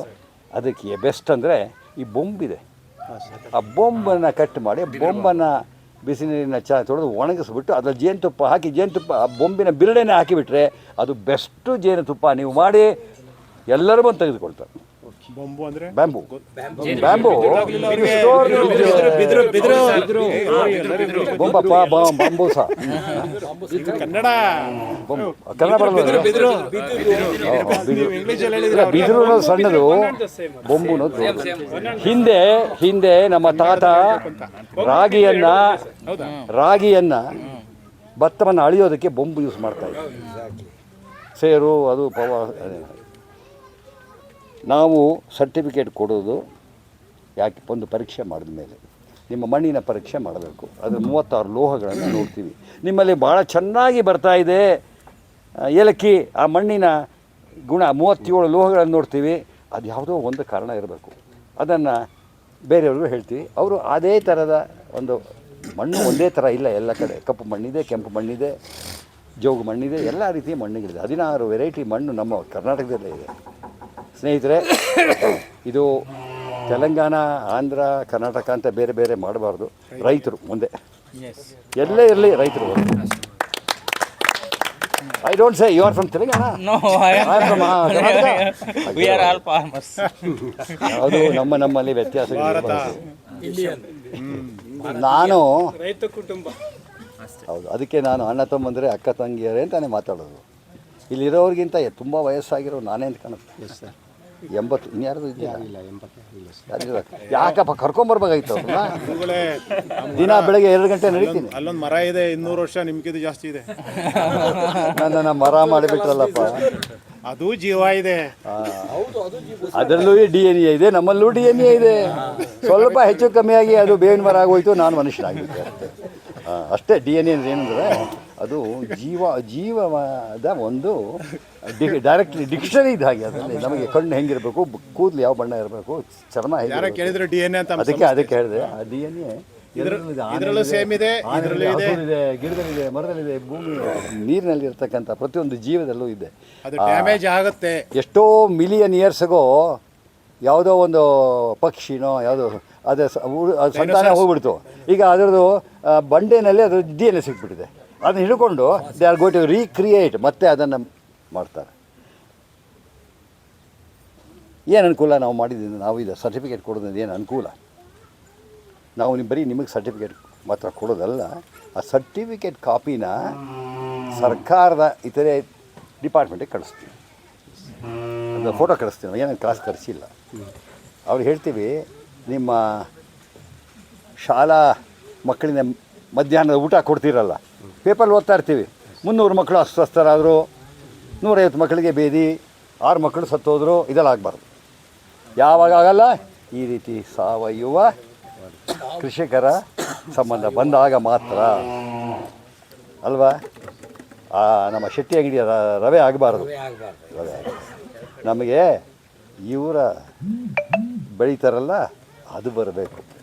ಹುಡುಕೊಂಡು ಬರ್ತಾರೆ ನಿಮ್ಮನ್ನು. ನಾನು ಹೇಳ್ತೀನಿ ಕೇಳಿ, ಇವತ್ತು ಜನಗಳಿಗೆ ಗೊತ್ತಿಲ್ಲ. ಎಷ್ಟೇ ಹಣ ಕೊಟ್ಟರು ತಗೊಂಡು ಹೋಗ್ತಾರೆ, ಅವ್ರಿಗೆ ಗೊತ್ತು ತನಗೆ ಕ್ಯಾನ್ಸರ್ ಬರೋದಿಲ್ಲ ಅಂತ. ಸ್ನೇಹಿತರೆ, ಈ ಒಂದು ಮಾತು ಹೇಳಿ, ರೈತರಿಗಿಂತ ಭಾಳ ಅಭಿವೃದ್ಧಿ compared to farmers, doctors are doing very well, earning lot of money, and because they get a lot of patients. Yes. Because some farmers are using chemicals. Yes. That's all. That is the relationship. Yeah. Have you been to doctor any time? ಇಲ್ಲಿ ಇದುವರೆಗೆ ಜೀವನದಲ್ಲಿ ಔಷಧಿ ಯಾವುದೇ ಮಾತ್ರೆ ಗುಳಿಗೆ ಯಾವುದೇ ತೆಗೆದುಕೊಳ್ಳದೆ ಇರತಕ್ಕಂಥ ಯಾರಾದರೂ ಇದ್ರೆ ಕೈ ಎತ್ತಿ, ಧೈರ್ಯವಾಗಿ ಕೈ ಎತ್ತಿ. ಇದುವರೆಗೆ ಯಾರಾದರೂ ಔಷಧಿ ತೆಗೆದುಕೊಳ್ಳದೆ ಇದ್ದವರಿದ್ದಾರಾ ಮಲಲ್ಲಿ? ಇಲ್ಲ. ಹೋಗಲಿ, ಬಿಟ್ಟುಬಿಡಿ. ಮುಂದೆ ಇವತ್ತಿನಿಂದ ಮುಂದೆ ನಾನು ಯಾವ ಔಷಧಿಯನ್ನು ತೆಗೆದುಕೊಳ್ಳೋದಿಲ್ಲ ಅಂತ ಪ್ರಾಮಿಸ್ ಮಾಡೋರು ಯಾರಾದಿದ್ರೆ ಕೈ ಎತ್ತಿ. ಧೈರ್ಯನೇ ಇಲ್ಲ ಯಾರಿಗೂ. ಧೈರ್ಯನೇ ಇಲ್ಲ. ಯಾಕಮ್ಮ ಹೇಗೆ ಹೇಳ್ತೀರಾ? ಗ್ಯಾರಂಟಿ ಹೆಂಗೆ ಕೊಡ್ತೀರಾ? ಏನು ಮಾಡ್ತೀರಾ? ಡೈ ಹಚ್ತೀರಾ? ಇಲ್ಲ ಡೈ ಹಚ್ತೀರಾ? ಡೈ ಹಚ್ಚ ಮುಟ್ಟೆ ಇಲ್ಲ. ಆಮೇಲೆ ಇದು ಸುರ್ಮಾ ಗಿರ್ಮಾ ಹಚ್ಚಿತೀರಾ? ಯಾವುದಿಂದ? ನಂಜಾ ಬಾಟ್ಲಿಂದ. ಇದು nail polish very good. So ಅವರು ಹಾಕಿಲ್ಲ, ಇವರು ಹಾಕಿಲ್ಲ. ಈಗ ಇಲ್ಲಿ ಕರ್ನಾಟಕ ಯಾರಪ್ಪ ಲಿಪ್ಸ್ಟಿಕ್ ಯಾಕಮ್ಮ ಲಿಪ್ಸ್ಟಿಕ್ ಹಚ್ಚಿದ್ದೀರಂತ ಹೇಳಿದ್ರು? That is also we can make natural chemicals ಅಮ್ಮ ಅದು. ವ್ಯಾಕ್ಸ್ ಇಂದ ರೆಡಿ ಮಾಡ್ತಿದ್ದೀನಿ ಈಗ ನಾನು. ಜೈನ ಕೃಷಿ ಶೀಸ್ ಪ್ರಿಪೇರಿಂಗ್ ಇಟ್. ವ್ಯಾಕ್ಸ್ ನಾನು ನಮಗೆ ಗೊತ್ತೇ ಇಲ್ವಲ್ಲ ಈ ವಿಷಯ. ಭಾಳ selfish ಆಗಿಬಿಟ್ಟಿದ್ದೀರಾ. from now we can also use Guruji. Male also can use. Lipstick ಏನೋ ಬೈ ಪ್ರಾಡಕ್ಟ್ ವ್ಯಾಕ್ಸಲ್ಲಿ ಮಾಡ್ಬೋದು. ವ್ಯಾಕ್ಸ್ ಅದಕ್ಕೆ ಇಟ್ಟಿದ್ದೀವಿ ಸಪ್ರೇಟ್. Very good. ಎಲ್ಲಿ ಭಾಳ ಮುಖ್ಯವಾಗಿ ನಾವೆಲ್ಲ ಮಾಡ್ತಾರೆ ಒಂದು ತಪ್ಪು ಅಂದರೆ ಅಂಗಡಿಗೆ ಹೋದಾಗ ಪ್ಲಾಸ್ಟಿಕ್ ಕವರ್ನಲ್ಲಿ ಏನೇನೋ ತರ್ತೀವಿ, ಸಾಂಬಾರು ತಂದುಬಿಡ್ತಾರೆ. ಅದು ಅಲ್ಲೇ ಆ ಕರಿ ಪ್ಲಾಸ್ಟಿಕಲ್ಲೇ ಹಾಕ್ಕೊಡಿ, ಕಾಣಬಾರ್ದು ಅಂತ, ಯಾರಿಗೂ ಕಾಣಬಾರ್ದು ಅಂತ. ಅದರಿಂದ ಹೆಚ್ಚು ಆರೋಮೆಟಿಕ್ಸ್ ಬರುತ್ತೆ. ಏನಿವೆ ಐ ಆಮ್ ವೆರಿ ಹ್ಯಾಪಿ. ತುಂಬ ಸಂತೋಷ ಆಗುತ್ತೆ ಇಲ್ಲಿ ಬಂದು ತಮ್ಮೆಲ್ಲ ಹಿರಿಯರು, ಚಿಕ್ಕವ್ರು ನೀವು, ಎಲ್ಲರೂ ಸೇರಿ ಒಳ್ಳೆ ಯೋಚನೆ ಮಾಡ್ತಾ ಇದ್ದೀರಾ. ನಾನು ಎಷ್ಟು ದಿವಸ ಇರ್ತೀನೋ ಗೊತ್ತಿಲ್ಲ. ಅದೇ ನೀವು ಮಾಡುವ ಕಾರ್ಯಕ್ರಮ ಮುಂದೆ ತಲೆಮಾರುಗಳ ನಂತರ ಇರಲಿ. ನಿಮ್ಮ ಮಕ್ಕಳು ಮೊಮ್ಮಕ್ಕಳು ಆರೋಗ್ಯವಾಗಿರಲಿ ಅಂತ ಒಂದು ಹಾರೈಸ್ಕೊಳ್ತೀನಪ್ಪ ನಾನು. Thank you. ಮೊದಲನೇದಾಗಿ ಈ ದಿನ ನನಗೆ 16ನೇ ಶಾಲೆ ಗುರು ಅಂತ ಹೇಳಿ ನೇಮಕ ಮಾಡಿದ್ದಕ್ಕೆ ನಮ್ಮ ಹಿರಿಯರಿಗೆ, ನಮ್ಮ ಎಲ್ಲ ಬಂದಿರತಕ್ಕಂಥ ರೈತರ ಬಾಂಧವರಿಗೆ, ನಮ್ಮ ಅಪ್ಪ ನಮ್ಮ ಆ್ಯಕ್ಚುಲಿ ಶಾಲೆ ಗುರುಗಳು ಅವರು ಪಾಠ ಮಾಡೋಕ್ಕೆ ಹೋಗ್ತಾಯಿದ್ರು. ನಾನೀಗ ನಾನು ರೈತ ಗುರು ಆಗಿದ್ದೀನಿ. ನನಗೆ ತುಂಬ ಸಂತೋಷ. ನಮ್ಮ ಇನ್ನೊಬ್ಬರು ಅಣ್ಣ ಬಂದಿದ್ದಾರೆ, ಅವರು ಮಾಸ್ಟ್ರಾಗಿ ರಿಟೈರ್ಡ್ ಆಗಿದ್ದಾರೆ. ಅವರು ಹಿರಿಯರದು ದೇವರ ಅನುಗ್ರಹದಿಂದ ಇವತ್ತು ಗುರುಸ್ಥಾನ ಸಿಕ್ಕಿದೆ. ಆ ಸ್ಥಾನ ಉಳಿಸ್ಕೊಂಡು ಹೋಗ್ತೀನಿ. ಬೆಳೆಸೋಣ, ಎಲ್ಲರೂ ಬೆಳೆಯೋಣ. Thank you. ಹೇಳ್ತೀನಿ. ಈ ಸ್ಥಾನಕ್ಕೆ ಕೊಟ್ಟಿರೋದಕ್ಕೆ ಅಭಿನಂದನೆ ಸರ್. ಅದು ಹೇಳಿದೆ, ಎಲ್ಲರಿಗೂ ಹೇಳಿದೆ, ಧನ್ಯವಾದಗಳಂತ ಹೇಳಿದೆ. ಎಲ್ಲರಿಗೂ ಧನ್ಯವಾದ ಈ ಸ್ಥಾನ ಕೊಟ್ಟಿರೋದಕ್ಕೆ. ಎಲ್ಲರಿಗೂ ಇವರ ಸಪೋರ್ಟಿಂದ, ನಿಮ್ಮ ಆಶೀರ್ವಾದದಿಂದ ನಾನು ಬೆಳೀತಾ ಇದ್ದೀನಿ. ಇನ್ನೂ ಬೆಳೆಸಿ ನಮಗೂ. ನೀವು ಎಲ್ಲರೂ ಬೆಳೆಯೋಣ, ಉಳಿದ ರೈತರು ಇದೇ ಥರ ಬೆಳೆಯೋಣ. ಮೂಲತಃ ನಾನು ಆ್ಯಕ್ಚುಲಿ ರೈತ ಅಲ್ಲ. ನಮ್ಮ ಫಾದರ್ ಹೇಳಿದಾಗಲೇ ಟೀಚರಾಗಿ ರಿಟೈರ್ಡ್ ಆಗಿದ್ದರು. ನಮ್ಮ ಅಣ್ಣ ಅವರು ಟೀಚರಾಗಿ ರಿಟೈರ್ಡ್, ಅವರು ಬಂದಿದ್ದಾರೆ. ಇದ್ದಾರೆ ಮಾಸ್ಟ್ರು ನಾಗರಾಜಣ್ಣ, ಅವರು ಕಳ್ಳಂಬೆಳ್ಳ ಹೈಸ್ಕೂಲ್ ಹೆಡ್ ಮಾಸ್ಟರ್ ಆಗಿ ರಿಟೈರ್ಡ್ ಆಗಿದೆ ಸರ್. ಬನ್ನಿ. ಅಂದರೆ ಗುರುಸ್ಥಾನ ನಮ್ಮ ಅಪ್ಪರ ಆಶೀರ್ವಾದದಿಂದ ಹಂಗೆ ಮುಂದುವರಿತೈತೆ ಅನ್ನೋದಕ್ಕೆ ನನಗೂ ಒಂದು ಇದು ಅವಕಾಶ ಸಿಕ್ಕಿದೆ. ನಮ್ಮ ಅಣ್ಣವರು ಓದಿ ಶಾಲೆ ಮಕ್ಕಳಾಗಿದ್ದರು. ನಾನು ಬನ್ನಿ. ಹ್ಞೂ ಸರ್ ಕೊಡಿ. ನಾನು ಆ್ಯಕ್ಚುಲಿ ಅದೇ ಹೇಳಿದ್ದು, ನಾನು ಬೇಸಿಕಲಿ ನಾನು ಇದು ಫಾರ್ಮರ್ ಅಲ್ಲ, ನಾನು ಇಂಜಿನಿಯರು. ಆ್ಯಕ್ಚುಲಿ ನಾನು ರಿಟೈರ್ಡ್ ಆದಮೇಲೆ ಏನಾಯ್ತು, ನಮ್ಮ ಮನೆ ರಿಯಾಲಿಟಿ ಹೇಳ್ತಾ ಇದ್ದೀನಿ. ನಾನು ತೋಟ ನೋಡ್ತಾ ಇದ್ದೆ. ನನಗೆ ರೆಡಿ ತೋಟ ಬೇಕು, ಆರೋಗ್ಯ ಬೇಕು, ಹೆಲ್ತ್ ಇರಬೇಕು ಅಂತ ಹೇಳ್ಬಿಟ್ಟು ತೋಟ ನೋಡೋಕೆ ಹೋದೆ. ಆವಾಗ ಮನೆಯಲ್ಲೆಲ್ಲ ಅಪೋಸ್ ಮಾಡೋರು, ತೋಟ ಮಾಡಿ ಏನು ಮಾಡ್ತೀರಿ, ನಿಮಗೇನು ಅನುಭವ ಐತಿ, ಯಾಕೆ ತೊಗೊತೀರಿ, ಬೇರೆ ಎಲ್ಲ ಸಿಟಿಯೇ ಇರೋಣ, ಅದರಿಂದ ಜೀವನ ಮಾಡೋಣ ಅಂತ ಮನೆಯವರು ಮಕ್ಕಳೆಲ್ಲ ಪ್ರೋತ್ಸಾಹ ಮಾಡ್ತಾಯಿದ್ರು ಇದ್ರು. ಅದಕ್ಕೆ ಪ್ರೋತ್ಸಾಹ ಇಲ್ಲ ಅಂತ ಇದ್ದರು. ಅದಕ್ಕೆ ನಾನೇನು ಮಾಡಿದೆ, ಒಂದು ಚಾಲೆಂಜ್ ತೊಗೊಂಡೆ. ನೋಡೋಣ ತೋಟ ತೊಗೊಂಡು ಯಾಕೆ ಬೆಳೆಯೋಕ್ಕಾಗೋದಿಲ್ಲ, ಅಭಿವೃದ್ಧಿ ಆಗೋಲ್ಲ, ಆರೋಗ್ಯ ಯಾಕೆ ಪಡ್ಕೊಳಕ್ಕಾಗಲ್ಲ, ಒಂದು ಚಾಲೆಂಜ್ ತೊಗೊಂಡು ಅರವೇಸಂದ್ರದಲ್ಲಿ ಫಸ್ಟು 2023ರಲ್ಲಿ 1 ಎಕರೆ ತೊಗೊಂಡೆ. 1 ಎಕರೆ ತೊಗೊಂಡಾಗ ಅದು ಅಡಿಕೆ ತೆಂಗು ಅಷ್ಟೇ ಇತ್ತು. ಅದನ್ನು ಏಲಕ್ಕಿ, ಮೆಣಸು, ಲವಂಗ ಎಲ್ಲ ಥರದ ಹಣ್ಣು 150 ಥರದ್ದು ಹಾಕಿ 1 ಇಯರ್ ಬೆಳೆಸಿ ಆಮೇಲೆ ನಮ್ಮ ಮನೆಯವ್ರಿಗೆ ಹೇಳಿದ್ದೀನಿ, ಮನೆ ಮಕ್ಕಳಿಗೂ ತೋರಿಸಿದ್ದೀನಿ. ಅಲ್ಲೇವರೆಗೆ ಜಾಗ ಎಲ್ಲೈತೆ, ಏನು ಮಾಡ್ತಾಯಿದ್ದಾರೆ ಏನೂ ಗೊತ್ತಿಲ್ಲ. ಡೈಲಿ ಎಲ್ಲೋ ಬರ್ತಾನೆ ಅಂದ್ಕೊಂಡಿದ್ದರೆ ಹೊರತು ಲ್ಯಾಂಡ್ ಮಾಡ್ತಾಯಿದ್ದಾರೆ, ಕೃಷಿಕಾಗಿದ್ದಾರೆ ಅಂತ ಯಾರಿಗೂ ಗೊತ್ತಿರಲಿಲ್ಲ. ಅದು ಲ್ಯಾಂಡ್ ನೋಡಿದ ಮೇಲೆ ಖುಷಿ ಆದರು. ಅದಾದಮೇಲೆ ಇದನ್ನು ತೊಗೊಂಡೆ. ಇದು 2 ಎಕರೆ ಇದೆ, ಅದನ್ನು ಅಭಿವೃದ್ಧಿ ಮಾಡಿದ್ದೀನಿ. 1 ಎಕರೆ ಅರವೇಸಂದ್ರದಾಗೆ, ಇದು 2 ಎಕರೆ ತೊಗೊಂಡು 2 ವರ್ಷ ಆಯಿತು. ಇದನ್ನು ಸಹ ಇದು ಅಡಿಕೆ ತೆಂಗು ಅಷ್ಟೇ ಇತ್ತು, ಇದನ್ನು ಅಭಿವೃದ್ಧಿ ಮಾಡ್ತಾಯಿದ್ದೀನಿ. ನನಗೇನು ಪ್ರೋತ್ಸಾಹ ಅಂತಂದರೆ, ನಾನು ಪ್ರಕೃತಿ ನಂಬ್ತೀನಿ. ಪ್ರಕೃತಿಯಿಂದ ನಮಗೆ ಸಪೋರ್ಟ್ ಆಗ್ತೈತಿ. ಪ್ರಕೃತಿಯ ದೇವತೆ ಅಂದರೆ ನಮ್ಮ ಭೂಮಿನೇ ದೇವ್ರನ್ನೇ ನಂಬಿ ಇದು ಮಾಡ್ತಾಯಿದ್ದೆ. ನಾನು ಫಸ್ಟ್ ಹೇಳಿದ್ನಲ್ಲ, 1 ವರ್ಷ ನಮ್ಮ ಮನೆಯವ್ರಿಗೆ ಹೇಳ್ದೆ ಇದ್ದಾಗ ಭೂಮಿ ತಾಯಿ ಮಣ್ಣು ಇಟ್ಕೊಂಡು ಬೇಡ್ಕೊತಾ ಇದ್ದೆ. ಏನಪ್ಪ ನಾನು ನಂಬಿಟ್ಟಿದ್ದೀನಿ, ಮನೆಯವರೆಲ್ಲ ಬೇಡ ಅಂತ ಇದ್ದಾರೆ, ನಾನು ಕೆಳಗೆ ಬಿದ್ದರೆ ನಾನು ಇನ್ನೂ ತುಳಿತಾರೆ, ನಾನು ಮೇಲಕ್ಕೆ ಬರೋಂಗೆ ಮಾಡು ಭೂಮಿ ತಾಯಿ ಅಂತ ಬಂದು ಅಲ್ಲಿ ಗಿಡದ ಕೂಡೇ ಕೂತ್ಕೊಂಡು ಬೇಡ್ಕೊಂಡು ಮಾಡ್ತಾಯಿದ್ದೆ. ಅದೇ ನನ್ನ ಆಶೀರ್ವಾದ. ಅದರಿಂದ ನಾನು ಬೆಳೆಯೋಕ್ಕೆ ಸಾಧ್ಯ ಆಗೈತೆ. ಅದರಿಂದ ಎಲ್ಲರೂ ಸಹ ಭೂಮಿ ನಾನು ನಂಬಬೇಕು, ಧರ್ಮವಾಗಿ ದುಡಿಬೇಕು. ಅದಕ್ಕೆ ಕಷ್ಟಪಟ್ಟು ನಮಗೇನು ಅದಕ್ಕೆ ಅವಶ್ಯಕತೆ ಇದೆ, ಯಾವ್ಯಾವ ಟೈಮಿಗೆ ಏನೇನು ಕೊಡಬೇಕು ಅದು ನೋಡ್ಕೊಂಡು ಮಾಡಿದ್ರೆ ನಾವು ಬೆಳಿತೀವಿ. ಇದ್ರಾಗಂತೂ ಯಾವುದೂ ಮೋಸ ಇಲ್ಲ, ಯಾವುದೂ ಇದಾಗೋದಿಲ್ಲ. ಧರ್ಮ ಇರಬೇಕು. ದೇವರು ಭೂಮಿ ನೋಡ್ತಾ ಇರ್ತಾನೆ, ನೀವು ಹೆಂಗೆ ಸತ್ಯವಾಗಿದ್ದೀರಿ, ಧರ್ಮವಾಗಿದ್ದೀರಿ, ಅದು ನೋಡಿ ಆಶೀರ್ವಾದ ಮಾಡ್ತಾನೆ. ಅದರಿಂದ ಆಯಿತು. ಈಗ ನಾನು ಇಲ್ಲಿ 2 ಎಕರೆ ಏನು ಮಾಡಿದ್ದೀನೋ 1 ಎಕರೆ ಅರವೇಸಂದ್ರದಲ್ಲಿ ಅಷ್ಟೇ ಮಾಡಿದ್ದೀನಿ. ಫಸ್ಟು ಅಡಿಕೆ ತೆಂಗಿತ್ತು, ಏಲಕ್ಕಿ ಮೆಣಸು ಹಾಕಿದೆ, ಆದರೆ ತರಕಾರಿ ಗಿಡ ಹಾಕ್ತಾಯಿದ್ದೀನಿ. ಬೆಳೀತಾ ಇದ್ದೀನಿ. ತರಕಾರಿ ಮನೆಗೆ ಏನು ಬೇಕೋ ಬೆಳೀತಾ ಇದ್ದೀನಿ. ಹಾಲು ಮೊಸರು ಹೊರಗಡೆ ಪಾಕಿಟ್ ತರಬಾರ್ದು ಅಂತೇಳಿ ನಾಟು ಹಸು ತಂದುಬಿಟ್ಟು ಇಲ್ಲೇ ಇದು ಮಾಡಿಕೊಂಡು ಅದನ್ನೇ ಉಪಯೋಗಿಸ್ತಿದ್ದೀವಿ. ಎಲ್ಲರೂ ಆರೋಗ್ಯದಿಂದ ಇದ್ದೀವಿ. ಅದೇ ಗೊಬ್ಬರನ ನಮ್ಮ ತೋಟಕ್ಕೆ ಹಾಕ್ತಾಯಿದ್ದೀವಿ. ಗೊಬ್ಬರ ತರೋದು ನಾನು ಅವಾಗಲೇ ಹೇಳಿದೆ, 1,30,000 ಆಗ್ತಾಯಿತ್ತು. ನಂದು ಈ ನಾಟಿ ಗೊಬ್ಬರ ಹಾಕಿದ್ಮೇಲೆ 60,000 ಖರ್ಚಾಯ್ತು, 70,000 ಉಳಿತು ಅಂತ ಅವಾಗಲೇ ಹೇಳಿದೆ. ಆ ಥರ ನನಗೆ ಸೇವಿಂಗ್ಸು ಆಗ್ತಾಯಿದೆ, ಆರೋಗ್ಯ ವೃದ್ಧಿ ಆಗ್ತೈತೆ. ಗೋಮೂತ್ರದಿಂದ ಇಲ್ಲಿ ನೆಗೆಟಿವಿಟಿ ಏನಿದೆಯಲ್ಲ, ಹಸು ಇರೋದ್ರಿಂದ ಅಲ್ಲಿ ನಮ್ಮ ತೋಟದಲ್ಲಿ ಯಾವ ನೆಗೆಟಿವಿಟಿನೂ ಬರೋದೇ ಇಲ್ಲ. ಅದು ಪ್ಲಸ್ ಪಾಯಿಂಟ್ ನಮಗೆ. ಗೋಮಯ ಎಲ್ಲಿರ್ತೈತೆ, ಗೋ ಇರ್ತೈತೆ, ಅದು ದೇವತೆ ಇದ್ದಂಗೆ. ಅದನ್ನು ನಾವು ನಂಬಿ ಪೂಜೆ ಮಾಡಿ ಡೈಲಿ ಅದಕ್ಕೆ ಇದು ಮಾಡ್ತಾಯಿವಿ. ಅದು ನಮ್ಮನೆ ಒಂದು ಫ್ಯಾಮಿಲಿ ಮೆಂಬರ್ ಇದ್ದಂಗೆ. ಅದೇ ಥರ ಟ್ರೀಟ್ ಮಾಡಿಕೊಂಡು ನಾವು ಅದನ್ನು ಪೋಷಣೆ ಮಾಡ್ಕೊಂಡು ಮಾಡ್ತಾಯಿದ್ದೀವಿ. ಈಗ ನಮ್ಮಲ್ಲಿ ಕೆಮಿಕಲ್ಲು ಆರ್ಗ್ಯಾನಿಕ್ಕು ಎರಡು ಇದು. ಕೆಮಿಕಲ್ಲು ಮೊದಲು ಇದೇ ಲ್ಯಾಂಡಲ್ಲಿ ಹಾಕ್ತಾಯಿದ್ರು. ಅದನ್ನು ನೋಡಿ ನನಗೆ ಸರಿ ಅನಿಸ್ತಿಲ್ಲ. ಕೆಮಿಕಲ್ ಯಾವಾಗ ಹಾಕ್ತಾಯಿದ್ರು? 1965ರಿಂದ ಹಿಂದಕ್ಕೆ ಏನೂ ಒಂದು ಕೆಮಿಕಲ್ ಹಾಕಿರಲಿಲ್ಲ. 65 ನಂತರ ಬಂತು. ಅವಾಗಲಿಂದನೇ ಎಲ್ಲರಿಗೂ ಕಾಯಿಲೆಗಳು ಸ್ಟಾರ್ಟ್ ಆಯಿತು. ಮುಂದೆ ಹಿರಿಯರು ನೋಡ್ರಿ ಎಷ್ಟು ಏಜ್ ಆಗಿದೆ, ಈ ಸರ್ ನೋಡಿದ್ರೆ ನಮಗೆ ಗೊತ್ತಾಗ್ತದೆ. ಸೊ ಅವರೆಲ್ಲ ಆರ್ಗ್ಯಾನಿಕ್ ಫುಡ್ ತಿಂದು ಬೆಳೆದವರು ಅಂತ. ಅವಾಗೆಲ್ಲ ಆರ್ಗ್ಯಾನಿಕ್ಕೇ ಇತ್ತು. 65 ನಂತರ ಕೆಮಿಕಲ್ ಸ್ಟಾರ್ಟ್ ಆಯಿತು. ಅವಾಗಿಂದ ಎಲ್ಲರಿಗೂ ಆರೋಗ್ಯ ಕೆಡಕಾತು. ಏನು ಕೆಮಿಕಲ್ ಹಾಕೋದ್ರಿಂದಕ್ಕೆ ಭೂಮಿ ಸಾಯಿಸ್ತೀವಿ, ಮತ್ತು ನಾವು ಅದನ್ನು ತಗೊಂಡು ನಾವು ಸಾಯ್ತೀವಿ. ಅದೇ ಕೆಮಿಕಲ್ ಫುಡ್ ತೊಗೊಂಡೋದವರು ಹಾಸ್ಪಿಟ್ಲಿಗೆ ಹೋಗ್ತಾರೆ. ಇದೇ ಆರ್ಗ್ಯಾನಿಕ್ ಮಾಡಿದವರು ನಿಮ್ಮದೇ ಇಲ್ಲೇ ಇಟ್ಕೊಂಡು ಅದನ್ನು ಅಮೌಂಟನ್ನು ಉಳಿಸ್ಕೊಂತೀವಿ. ಅದಾಯಿತು. ಈಗ ನನ್ನ ಇದರಲ್ಲಿ ಒಂದು 1000 ಗಿಡ ಅಡಿಕೆ ಗಿಡ ಇದ್ದಾವೆ, 70 ಗಿಡ ತೆಂಗಿನ ಗಿಡ ಇದ್ದಾವೆ. 1000 ಗಿಡದಿಂದ ನಾನು ವರ್ಷಕ್ಕೆ 10 ಲಕ್ಷ ರೂಪಾಯಿ ತೆಗಿತಾಯಿದ್ದೀನಿ. 1 ಎಕರೆಗೆ 5 ಲಕ್ಷ ಸಿಗ್ತೈತೆ. 2 ಎಕರೆದು ನಾನು ಡೀಟೇಲ್ ಹೇಳ್ತೀನಿ, ಆಮೇಲೆ ಕನ್ವರ್ಟ್ ಮಾಡ್ಕೊಳ್ಳೋಣ. ಸೊ 10 ಲಕ್ಷ ನನಗೆ 20 ಕ್ವಿಂಟಲ್ ಅಡಿಕೆ ಸಿಗ್ತೈತೆ. ಕಮ್ಮಿ ಅಂದರೆ 10 ಲಕ್ಷ ಸಿಗ್ತೈತೆ. ಒಂದೊಂದು ಸರಿ ರೇಟ್ ವೇರಿಯೇಷನ್ ಆಗ್ತೈತೆ. 53,000 55,000 ಆಗ್ತೈತೆ. ಅವರೇಜು ಕಮ್ಮಿನೇ ಹೇಳ್ತಾ ಇದ್ದೀನಿ, 10 ಲಕ್ಷ ಸಿಗ್ತದೆ. ನಾನು ತೆಂಗು ಅವಾಗಲೇ ಯಾರೋ ಕ್ವಶನ್ ಮಾಡೋರು ಇದರಿಂದ ಆದಾಯ ಹೆಂಗೆ ಸಿಗ್ತೈತೆ ಅಂತ. ತೆಂಗು ನನಗೆ 70 ಗಿಡ ಇದೆ. 70 ಗಿಡಕ್ಕೆ ಒಂದು ಗಿಡದಲ್ಲಿ 150 ಕಾಯಿ ಬಿಡ್ತವೆ. 125 ಬಿಡ್ತಿತ್ತು. ನಾನು ಜೇನಿಟ್ಟಿರಿಂದ 150 ಆಗಿದೆ. ಪ್ರತಿಯೊಂದು ಅಬ್ಸರ್ವ್ ಮಾಡಿ ರೆಕಾರ್ಡ್ ಮಾಡಿ ಇಟ್ಕೊಂಡಿದ್ದೀನಿ. 150 ಕಾಯಿ ಬಿಡ್ತೈತೆ. 70 ಗಿಡಕ್ಕೆ ಎಷ್ಟಾಯ್ತು? 10,500 ಕಾಯಿ ಆಯ್ತು. 10,500 ಕಾಯಿನಾಗೆ ನಾನು 500 ಕಾಯಿ ಮನೆಗೆ ಉಪಯೋಗಿಸ್ತೀನಿ. ಇನ್ನು 1000 ಕಾಯಿ ನಾನು ಮಾರಕ್ಕೆ ಹೋದರೆ 20 ರೂಪಾಯಿನ ತೊಗೊತಾರೆ. 2 ಲಕ್ಷ ಸಿಗ್ತೈತೆ. ನಾನು ಅದನ್ನೇನು ಮಾಡ್ತೀನಿ, ಪ್ರಿಸರ್ವ್ ಮಾಡ್ತೀನಿ. 6 ತಿಂಗಳು ಇಟ್ಬಿಡ್ತೀನಿ. 2 ಲಕ್ಷ ಕೊಡೋದನ್ನು ಕೊಬ್ಬರಿ ಮಾಡ್ತೀನಿ. ಕೊಬ್ಬರಿ ಮಾಡಿದಾಗ ನನಗೆ ಒಂದು ಕೆ ಜಿಗೆ 6 ಕಾಯಿ ಹೋಗ್ತತೆ. 6 ಕಾಯಿ ಹೋದೋ ಅಂತಂದರೆ 10,000 ಕಾಯಿಗೆ 15 ಕ್ವಿಂಟಲು ನನಗೆ ಇದು ಸಿಗ್ತೈತೆ ಕೊಬ್ಬರಿ. 15 ಕ್ವಿಂಟಲ್ಗೆ 30,000 ಅಂತಂದರೆ 4,50,000 ಸಿಗ್ತದೆ. ನಾನು 2 ಲಕ್ಷ ಒಂದೇ ಸರಿ ಕೊಡೋಕ್ಕಿಂತ 4,50,000 ತೊಗೊಳೋದು ಒಳ್ಳೇದಲ್ವ? ಇದೇ ಆದಾಯ ಹೆಚ್ಚು ಮಾಡೋದು ನಾವು ಇದು ಮಾಡೋದು ವಿಚಾರ ಮಾಡೋದು. ಚಿಪ್ಪದು ಕಾಯಿ ರೇಟ್ ಸಿಗ್ತೈತೆ. 1 ರೂಪಾಯಿ ಒಂದು ಚಿಪ್ ತೊಗೊಂಡೋಗ್ತಾರೆ. ಅದು ನಾನು ಲೇಬರು ಸುಲಿದಿದ್ದು ಮಾಡಿದ್ದು ನೋಡಿದ್ದು ಅದ್ರಾಗ ಹೋಗೇ ಬಿಡ್ತೈತೆ. ನಾನು ಅದಕ್ಕೆ ಎಕ್ಸ್ಪೆಂಡಿಚರೇ ಮಾಡ್ಕೊಳಲ್ಲ. ನನಗೆ ಪ್ರಾಫಿಟ್ ಎಷ್ಟಾಯ್ತು? 2 ಲಕ್ಷ ಬರ್ದಿದ್ದನ್ನು ನಾನು 4.5 ಲಕ್ಷಕ್ಕೆ ಹೋದೆ. ಜಸ್ಟ್ 6 ತಿಂಗಳಿಗೆ. ನಾನು ಬ್ಯಾಂಕಲ್ಲಿ ಇಟ್ಟರು 2 ಲಕ್ಷಕ್ಕೆ ನಂಗೆ 6 ತಿಂಗಳಿಗೆ 2,30,000 ಕೊಡ್ಬೋದು ಅಷ್ಟೇ. ಅದಕ್ಕಿಂತ ನಾವು ಇಲ್ಲೇ ಪ್ರಿಸರ್ವ್ ಮಾಡ್ಕೊಂಡು ಅದನ್ನು ಮಾಡಿಕೊಂಡ್ರೆ 4,50,000 ಸಿಗ್ತತೆ. ಆ ಥರ ತೆಂಗಿದ್ರಲ್ಲಿ ಹೋಯ್ತು. ತೆಂಗಿ 70 ಗಿಡಕ್ಕೆ ನಾನು ಪಾನ್ ಎಲೆ ಅಂತ ಹಾಕಿದ್ದೀನಿ. ಈಗ ತೋರಿಸಿದ್ವಿ. ಅದು ಒಂದು ಗಿಡಕ್ಕೆ 150 ಎಲೆ ಬಿಡ್ತತೆ. 3 ರೂಪಾಯಿ ಎಲೆ ಅಂತ ಕೊಡ್ತೀನಿ. ಅದ್ರದ್ದು ಪ್ರಾಫಿಟ್ ಇದೆ. ನೆಕ್ಸ್ಟು ಬಾಳೆ ಇದೆ 300. ಬಾಳೆ 10 ಕೆ ಜಿಗೆ ಒಂದೊಂದು ಗಿಡ ಅಂತಂದ್ರೂ 3,000 ಇದಾಯ್ತು. ಅದಕ್ಕೆ 30 ರೂಪಾಯಿ ಹಿಡಿದ್ರೂ 90,000 ಸಿಗ್ತದೆ ಅಲ್ವಾ? ಖರ್ಚು ಅದು 10,000 ಬರ್ತೈತೆ. ಅದು ಹೆಂಗೆ ಅಂದರೆ ಬಾಳೆದು ನಾನು ಒಂದು 20 ಗಿಡ ತಂದಿದ್ದೆ. ಅದ್ರದ್ದು ಮರಿ ಆಗ್ತೈತೆ. ಅದು ಮರಿ ಅಂದರೆ ಅದ್ರದ್ದೇ ಒಂದು ಬೆಳೀತತೆ. ಒಂದು ಗಿಡಕ್ಕೆ 5 4 ಬೆಳೀತವೆ. ಅದನ್ನೇ ಬೆಳೆಸ್ಕೊತ ಹೋದೆ. ನಾನು 20 ರೂಪಾಯಿ ಅಂತಂದರೆ 4,000 ರೂಪಾಯಿ ಖರ್ಚು ಮಾಡಿದ್ದು ಅಷ್ಟೇ. ನಾನೀಗ ಅದ್ರಾಗ ಎಷ್ಟು ಪ್ರಾಫಿಟ್ ತೊಗೊತೀನಿ? 300 ಗಿಡ ಆಗಿದ್ದಾವೆ. ಆ ಥರ ಎಲ್ಲರೂ ಮಾಡಬೇಕು. ಅದೇ ಗಿಡ ಇರ್ತತೆ, ಅದನ್ನು ನಾವು ಉಪಯೋಗಿಸ್ಕೋಬೇಕು ಕರೆಕ್ಟಾಗಿ. ಅದ್ರದ್ದು ನಾಟಿ ಬಾಳೆ ಪಚ್ಚಬಾಳೆ ಹಾಕಿಲ್ಲ, ಏಲಕ್ಕಿ ಬಾಳೆ ಅಂತಾರಲ್ಲ ಅದೇ ಹಾಕಿದ್ದೀನಿ. ಅದರಿಂದಲೂ ಪ್ರಾಫಿಟ್ ಇದೆ.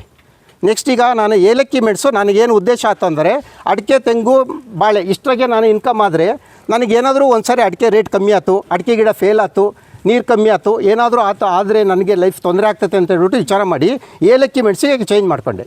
ಏಲಕ್ಕಿ ಮೆಣಸಿಗೆ ಚೇಂಜ್ ಮಾಡ್ಕೋಬೇಕಾದ್ರೆ ನಾನು ಸಕಲೇಶ್ವರ, ಶಿವಮೊಗ್ಗ ಎಲ್ಲ ಹೋಗಿ ನೋಡ್ಕೊಂಬಂದೆ. ಯಾಕೆಂದ್ರೆ ನನಗೆ ಅದು ಐಡಿಯಾ ಏನಿರಲಿಲ್ಲ ಏಲಕ್ಕಿ ಹೆಂಗೆ ಬೆಳೀತಾರೆ. ನಮಗೆ ಈ ಡ್ರೈನೆಲ್ಲ ಯಾರೂ ಕಾಣಲಿಲ್ಲ ಇಲ್ಲಿ ಸುತ್ತಮುತ್ತ. ಅದಕ್ಕೋಸ್ಕರ ನಾನು ಒಂದು ಸರಿ ಎಲ್ಲ ಸರ್ವೆ ಮಾಡ್ಕೊಂಬಂದು ಅದೆಲ್ಲ ಪರವಾಗಿದೆ, ಅದರಿಂದ ನೆಗೆಟಿವಿಟಿ ಏನಿದೆ ಫಸ್ಟ್ ನೋಡ್ಕೊಂಡೆ. ಅದನ್ನೆಲ್ಲ ನಮ್ಮ ಸಾಯಿಲ್ಗೆ ನೀರಿಗೆ ಸೂಟ್ ಆಗ್ತೈತೋ ಇಲ್ಲ ಅಂತ ಹೇಳ್ಬಿಟ್ಟು ನಾನು KVK ಹಿರಿಯಳ್ಳಿಯಲ್ಲಿ ಮಣ್ಣು ಮತ್ತು ನೀರು ಟೆಸ್ಟ್ ಮಾಡಿ ಅದು ಬರ್ತೈತೆ ಅಂತ ಕನ್ಫರ್ಮ್ ಅಂದಮೇಲೆ ಹಾಕೋಕ್ಕೆ ಶುರು ಮಾಡಿದೆ. ಹಾಕಿದ್ದು ನಾನು ಏನು ಹಾಕಿದ್ದೀನಿ ಅಂದರೆ SKP 14 ಅಂತ ಹಾಕಿದ್ದೀನಿ ಏಲಕ್ಕಿ. ನಾನು ಇಲ್ಲಿ 1200 ಗಿಡ ಹಾಕಿದ್ದೀನಿ. ಸದ್ಯ ಈಗ 600 ಗಿಡ ಕಾಯಿ ಬಿಡ್ತೈತೆ ಅಂದ್ಕೊಂಡ್ರೆ ಒಂದು ಗಿಡಕ್ಕೆ ಫಸ್ಟ್ ಇಯರು 1/4 kg ಬರ್ತೈತಿ. ಅಂದರೆ 2 ವರ್ಷ ಆದ್ರ ನಂತರ ಅದು ಬೆಳೆ ಬರಲಿಕ್ಕೆ 2 ವರ್ಷ ಬೇಕು. 2 ವರ್ಷದಲ್ಲಿ ಒಂದು ಗಿಡಕ್ಕೆ 1/4 kg ಬರ್ತೈತಿ. 3ನೇ ವರ್ಷದಾಗೆ 2 kg ಬರ್ತೈತಿ. ಸೊ ನಾನು ಅವರೇಜು 1 kgನೇ ಹಿಡಿತಾ ಇದ್ದೀನಿ.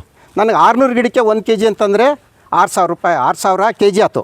ರೇಟ್ ಹೆಂಗಿದೆ? 3,000 ರೂಪಾಯಿ ಇದೆ. 18 ಲಕ್ಷ ರೂಪಾಯಿ ಸಿಗ್ತತೆ. ಸೊ 2 ಎಕರೆಗೆ ನನಗೆ 18 ಲಕ್ಷ ಸಿಗ್ತೈತೆ ಅಂದರೆ 1 ಎಕರೆಗೆ 9 ಲಕ್ಷ ಆಯಿತು ಏಲಕ್ಕಿಯಿಂದ. ಕಂದು ಮಾರಿದ್ರೆ ದುಡ್ಡು ಆಗ್ತೈತೆ. ಕಂದು ಯಾಕೆ ಮಾರಲ್ಲ ನಾನು ಅಂತಂದರೆ ಮಿನಿಮಮ್ ಅದು 6 ಇಯರ್ಸ್ ಆಗಬೇಕು. ಆವಾಗ ಈಲ್ಡು ನಮ್ಮದು ಕಮ್ಮಿ ಆಗ್ತೈತೆ. ನಾ ಮಾರಕ್ಕೆ ಹೋದ್ರಿ 6 ಇಯರ್ಸ್ದು ಕಂದು ತೊಗೊಂಡೋಗ್ರಿ, ಅಲ್ಲಿ ಏನು ಈಲ್ಡ್ ಬರ್ತೈತೆ ಅದು ನಮ್ಗೆ ಇನ್ನೊಬ್ರಿಗೆ ಬರ್ತೈತೆ. Correct question. ಅದು ಇಮಿಡಿಯೇಟ್ ಮಾರಕ್ಕೆ ಹೋಗಬಾರ್ದು. ಅದು 6 ಇಯರ್ಸ್ ನಂತರ ರಿಟರ್ನ್ ಬರ್ತೈತೆ ನನಗೆ ಅದನ್ನು. ಆಯ್ತು ಸರ್, ಮುಗಿಸ್ಬಿಡ್ತೀನಿ.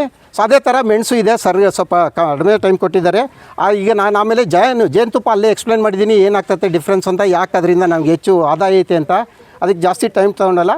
ನಾನು ಏನು ಆರ್ಗ್ಯಾನಿಕಲ್ಲಿ ಬೆಳೆದಿದ್ದೀನಲ್ಲ ಅದು ಸಮಾಧಾನ ಕೊಟ್ಟಿದೆ, ನೆಮ್ಮದಿ ಕೊಟ್ಟಿದೆ. ಅದನ್ನು ನಾನೀಗ ಏನು ಸೇಲ್ಸ್ಗೆ ಇಟ್ಟಿದ್ದೀನಿ. ಮನೆಯಲ್ಲಿ ಏನು ಮಾಡ್ತೀವಿ, ಉಪ್ಪಿನಕಾಯಿ ಪ್ರಿಪೇರ್ ಮಾಡಿದ್ದೀವಿ, ಎಳ್ಳಿಕಾಯ್ದು ನಿಂಬೆಕಾಯ್ದು ಅದನ್ನು ಸಮೇತ ಇವು ಮಾರ್ಕೆಟ್ಗೆ ಇಡ್ತಾನೆ. ಅರಿಶಿನ ಇದೆ, ಅರಿಶಿನ ನೀವು ಹೋಗಿ ಮಾರ್ಕೆಟಿಗೆ ತೊಗೊಳ್ರಿ. ನಾವು ಮನೆಗೆ 1 ಸ್ಪೂನ್ ಹಾಕೋದನ್ನ ಇದು 1/4 ಸ್ಪೂನ್ ಹಾಕೋದನ್ನು ಅಷ್ಟೇ ಟೇಸ್ಟ್ ಬರ್ತೈತೆ, ಒಳ್ಳೆ ಸ್ಟೈಲ್. ಇಲ್ಲೇ ಇದೆ, ಡಿಸ್ಪ್ಲೇ ಇದೆ ಸರ್, ಇಲ್ಲಿ ಎಲ್ಲ ಇದೆ, ಅಲ್ಲಿದೆ ಎಲ್ಲ ಐಟಮ್ ಇದೆ, ರೇಟ್ ಇದೆ, ನೇಮ್ ಬರೆದಿದೆ, ಎಲ್ಲ ಮಾರುಕಟ್ಟೆ ಇಲ್ಲೇ ಇಟ್ಟಿದ್ದೀವಿ. ಎಷ್ಟು ಐಟಮ್ ಇದೆ ಅಂದರೆ ಇದು ಅರಿಶಿನ ಇದೆ, ಕೊಬ್ಬರಿ ಇದೆ, ಜೇನುತುಪ್ಪ ಇದೆ, ಪಾನೇಲ್ ಇದೆ, ನೇರಳೆ ಹಣ್ಣಿದೆ, ಉಪ್ಪಿನಕಾಯಿ ಇದೆ, ಏಲಕ್ಕಿ ಇದೆ, ಮೆಣಸಿದೆ, ರಾಗಿ ಇದೆ, ಅಕ್ಕಿ ಇದೆ, ಭತ್ತ ಇದೆ. ನಾನು ಈ ತೋಟದಲ್ಲಿ ರಾಗಿ ಅಕ್ಕಿ ಬೆಳೆಯೋಕ್ಕಾಗಲ್ಲ, ಅದಕ್ಕೆ ನಾನು ಬರೀ ತರಕಾರಿ ಹಣ್ಣಿಂದು ಅಷ್ಟೇ ಬೆಳೆಯೋಕ್ಕೆ ಅವಕಾಶ ಇತ್ತು. ನಾನು ಏನು ಮಾಡಿದೆ, ನಾನು ಮಾರ್ಕೆಟಿಗೆ ಅಕ್ಕಿ ರಾಗಿ ತರೋದೇ ಬೇಡ ಅಂದ್ಬಿಟ್ಟು ಇಲ್ಲೇ ಒಂದು 3 ಕಿಲೋಮೀಟ್ರ್ ಡಿಸ್ಟೆನ್ಸಲ್ಲಿ ನಮ್ಮ ಪ್ರಕಾಶ್ ಅಣ್ಣ ಅಂತ ಇದ್ದಾರೆ, ಅವ್ರದ್ದನ್ನು ಒಂದು ಲೀಸಿಗೆ ತೊಗೊಂಡು ಈಗ ಅಕ್ಕಿ ರಾಗಿ ಬೆಳೀತಾ ಇದ್ದೀನಿ. ಅದು ಸಮಾಧಾನ ಆಗುತ್ತೆ. ಅಕ್ಕಿನೂ ಅಲ್ಲಿ ಸ್ಯಾಂಪಲ್ ಇಟ್ಟಿದ್ದೀನಿ. ಸರ್ ಹೇಳಿದ್ರು ಸಾವಯವನೇ, ಅದನ್ನು ಏನೂ ಮಾಡೋದಿಲ್ಲ, ಇದು ಮಾಡಿದ್ದೀನಿ. ಆಂಧ್ರ ಏನು ಅಂತಂದರೆ ಸರ್ ನಿಮ್ಮದು ಕರ್ನೂಲ್, ಅದು ಇದೆ ನೇಮ್ ಏನಂತಂದರೆ ತೆಲಂಗಾಣ ಸೋನಾ ಅಂತ, RNR ಅಂತ ಹೇಳ್ಬಿಟ್ಟು ಅದು ತಳಿ ಇದೆ. ಅದನ್ನು ಈಗ ಬೆಳೆದಿದ್ದೀನಿ. ಅದು ನನಗೆ ಒಂದೇ ಅವಾಗ ಆಗಿರಲಿಲ್ಲ, ಅದರ ನಂತರನೇ ಆಗಿದ್ದು. ಎಸ್ ಸರ್, ಅವಾಗ ಆಗಿದ್ದರೆ ಇನ್ನೂ ಸ್ವಲ್ಪ ಇಂಪ್ರೂವ್ ಆಗ್ತಿತ್ತೇನಾ? ಇಲ್ಲ, ಇನ್ಫ್ಲುಯೆನ್ಸ್ ಇಲ್ಲ, ಶ್ಯೂರ್ ಸರ್. ಹಾಗಾಗಿ ಈಗ ಅದನ್ನು ನಾನು ಲೀಸಿಗೆ ತೊಗೊಂಡು ಮಾಡ್ತಾ ಇರೋದ್ರಿಂದ ನಾನು ಆ ಲೀಸ್ ಅಮೌಂಟು ನಾನು ಅದ್ರಾಗೆ ತೆಗಿತಾ ಇದ್ದೀನಿ ಈಗ. ಸೊ ಅದೇನು ಲಾಸ್ ಇಲ್ಲ ನನಗೀಗ. ಭತ್ತ ರಾಗಿ ಬೆಳೀತಾ ಇರೋದ್ರಿಂದ ಆಗ್ತಾಯಿದೆ, ಎಲ್ಲನೂ ಬೆಳಿಬೋದು. ಇನ್ನೂ ಮುಂದುವರೆದು ಹೇಳ್ಬೇಕಂದ್ರೆ ಈಗ ಆಲ್ರೆಡಿ ನೇರಳೆ ಇದನ್ನು ಇದಾಕಿದ್ದೀನಿ. ಏನು ಅಂಜೂರಲ್ಲ, ಹಿಪ್ನೇರ್ಲೆ ಈಗ ಜಸ್ಟ್ 1 ಮಂತ್ ಹಾಕಿದೆ. ನೆಕ್ಸ್ಟ್ ಒಂದು 4 ತಿಂಗಳಲ್ಲಿ ಬರ್ತೈತೆ ಹಿಪ್ನೇರ್ಲೆ. ಅದು ಏನು ಬರ್ತೈತಲ್ಲ ಅದನ್ನು, ಅದು ಏನೋ ಗೂಡು ನೇರಳೆ, ಅದನ್ನು ನಾನು ಇದು ಮಾಡ್ತಾ ಇದ್ದೀನಿ. ರೇಷ್ಮೆ ಗೂಡು ಅದನ್ನು ಮಾಡಬೇಕಂತ ಪ್ಲ್ಯಾನ್ ಮಾಡಿ ಈಗ ಆಲ್ರೆಡಿ ಹಾಕಿದ್ದೀನಿ. 1000 ಗಿಡ ಹಾಕಿದ್ದೀನಿ, ಅದು ಬರ್ತದೆ. ಫ್ಯೂಚರ್ ನಂದೇನದೆ ಆ ಥರ ಅಂದರೆ ಎಕನಾಮಿಕಲ್ಲ ಹೋದರೆ ನಮ್ಮ ಲೇಬರ್ದು ಎಕ್ಸ್ಪೆಂಡಿಚರು ಅದರಲ್ಲೇ ಹೋಗಬೇಕು. ಅದೇ ಸರ್, ಈಗ ಹಸು 4 ಇದ್ದಾವೆ. ನೆಕ್ಸ್ಟ್ ಈಗ ಇಲ್ಲಿ ಪ್ಲಾಟ್ಫಾರ್ಮ್ ರೆಡಿ ಮಾಡ್ತಾ ಇದ್ದೀನಿ ಕುರಿ ಸಾಕಾಣಿಕೆಗೆ. ಅಲ್ಲಿ ಇನ್ನೊಂದು 6 ಎಕರೆ ಲೀಸಿಗೆ ತೊಗೊಂಡಿದ್ದೀವಲ್ಲ, ಅಲ್ಲಿ ಹೈನುಗಾರಿಕೆ ಮಾಡಬೇಕು ಅಂತ ಪ್ಲ್ಯಾನ್ ಮಾಡ್ತಾಯಿದ್ವಿ. ಅದನ್ನು ತಮ್ಮೆಲ್ಲರ ಸಪೋರ್ಟಿಂದ ಮುಂದೆ ಅದಕ್ಕೇನು ಗೌರ್ಮೆಂಟಿಂದ ಇದ್ದಿದ್ದಾವೋ ಅದ್ರ ಮೇಲೆ ನಾನು ಮುಂದುವರೆಯೋಣ ಅಂತ ಇದ್ದೀನಿ. ಸೊ ಇಷ್ಟೆಲ್ಲ ಹೇಳ್ತಾ ಇದೆಲ್ಲ ಸಹಕಾರ ಕೊಟ್ಟಿದ್ದಕ್ಕೆ ಎಲ್ಲರಿಗೂ ಧನ್ಯವಾದ ಹೇಳ್ತೀನಿ. ಒಳ್ಳೆಯದಾಗಲಿ.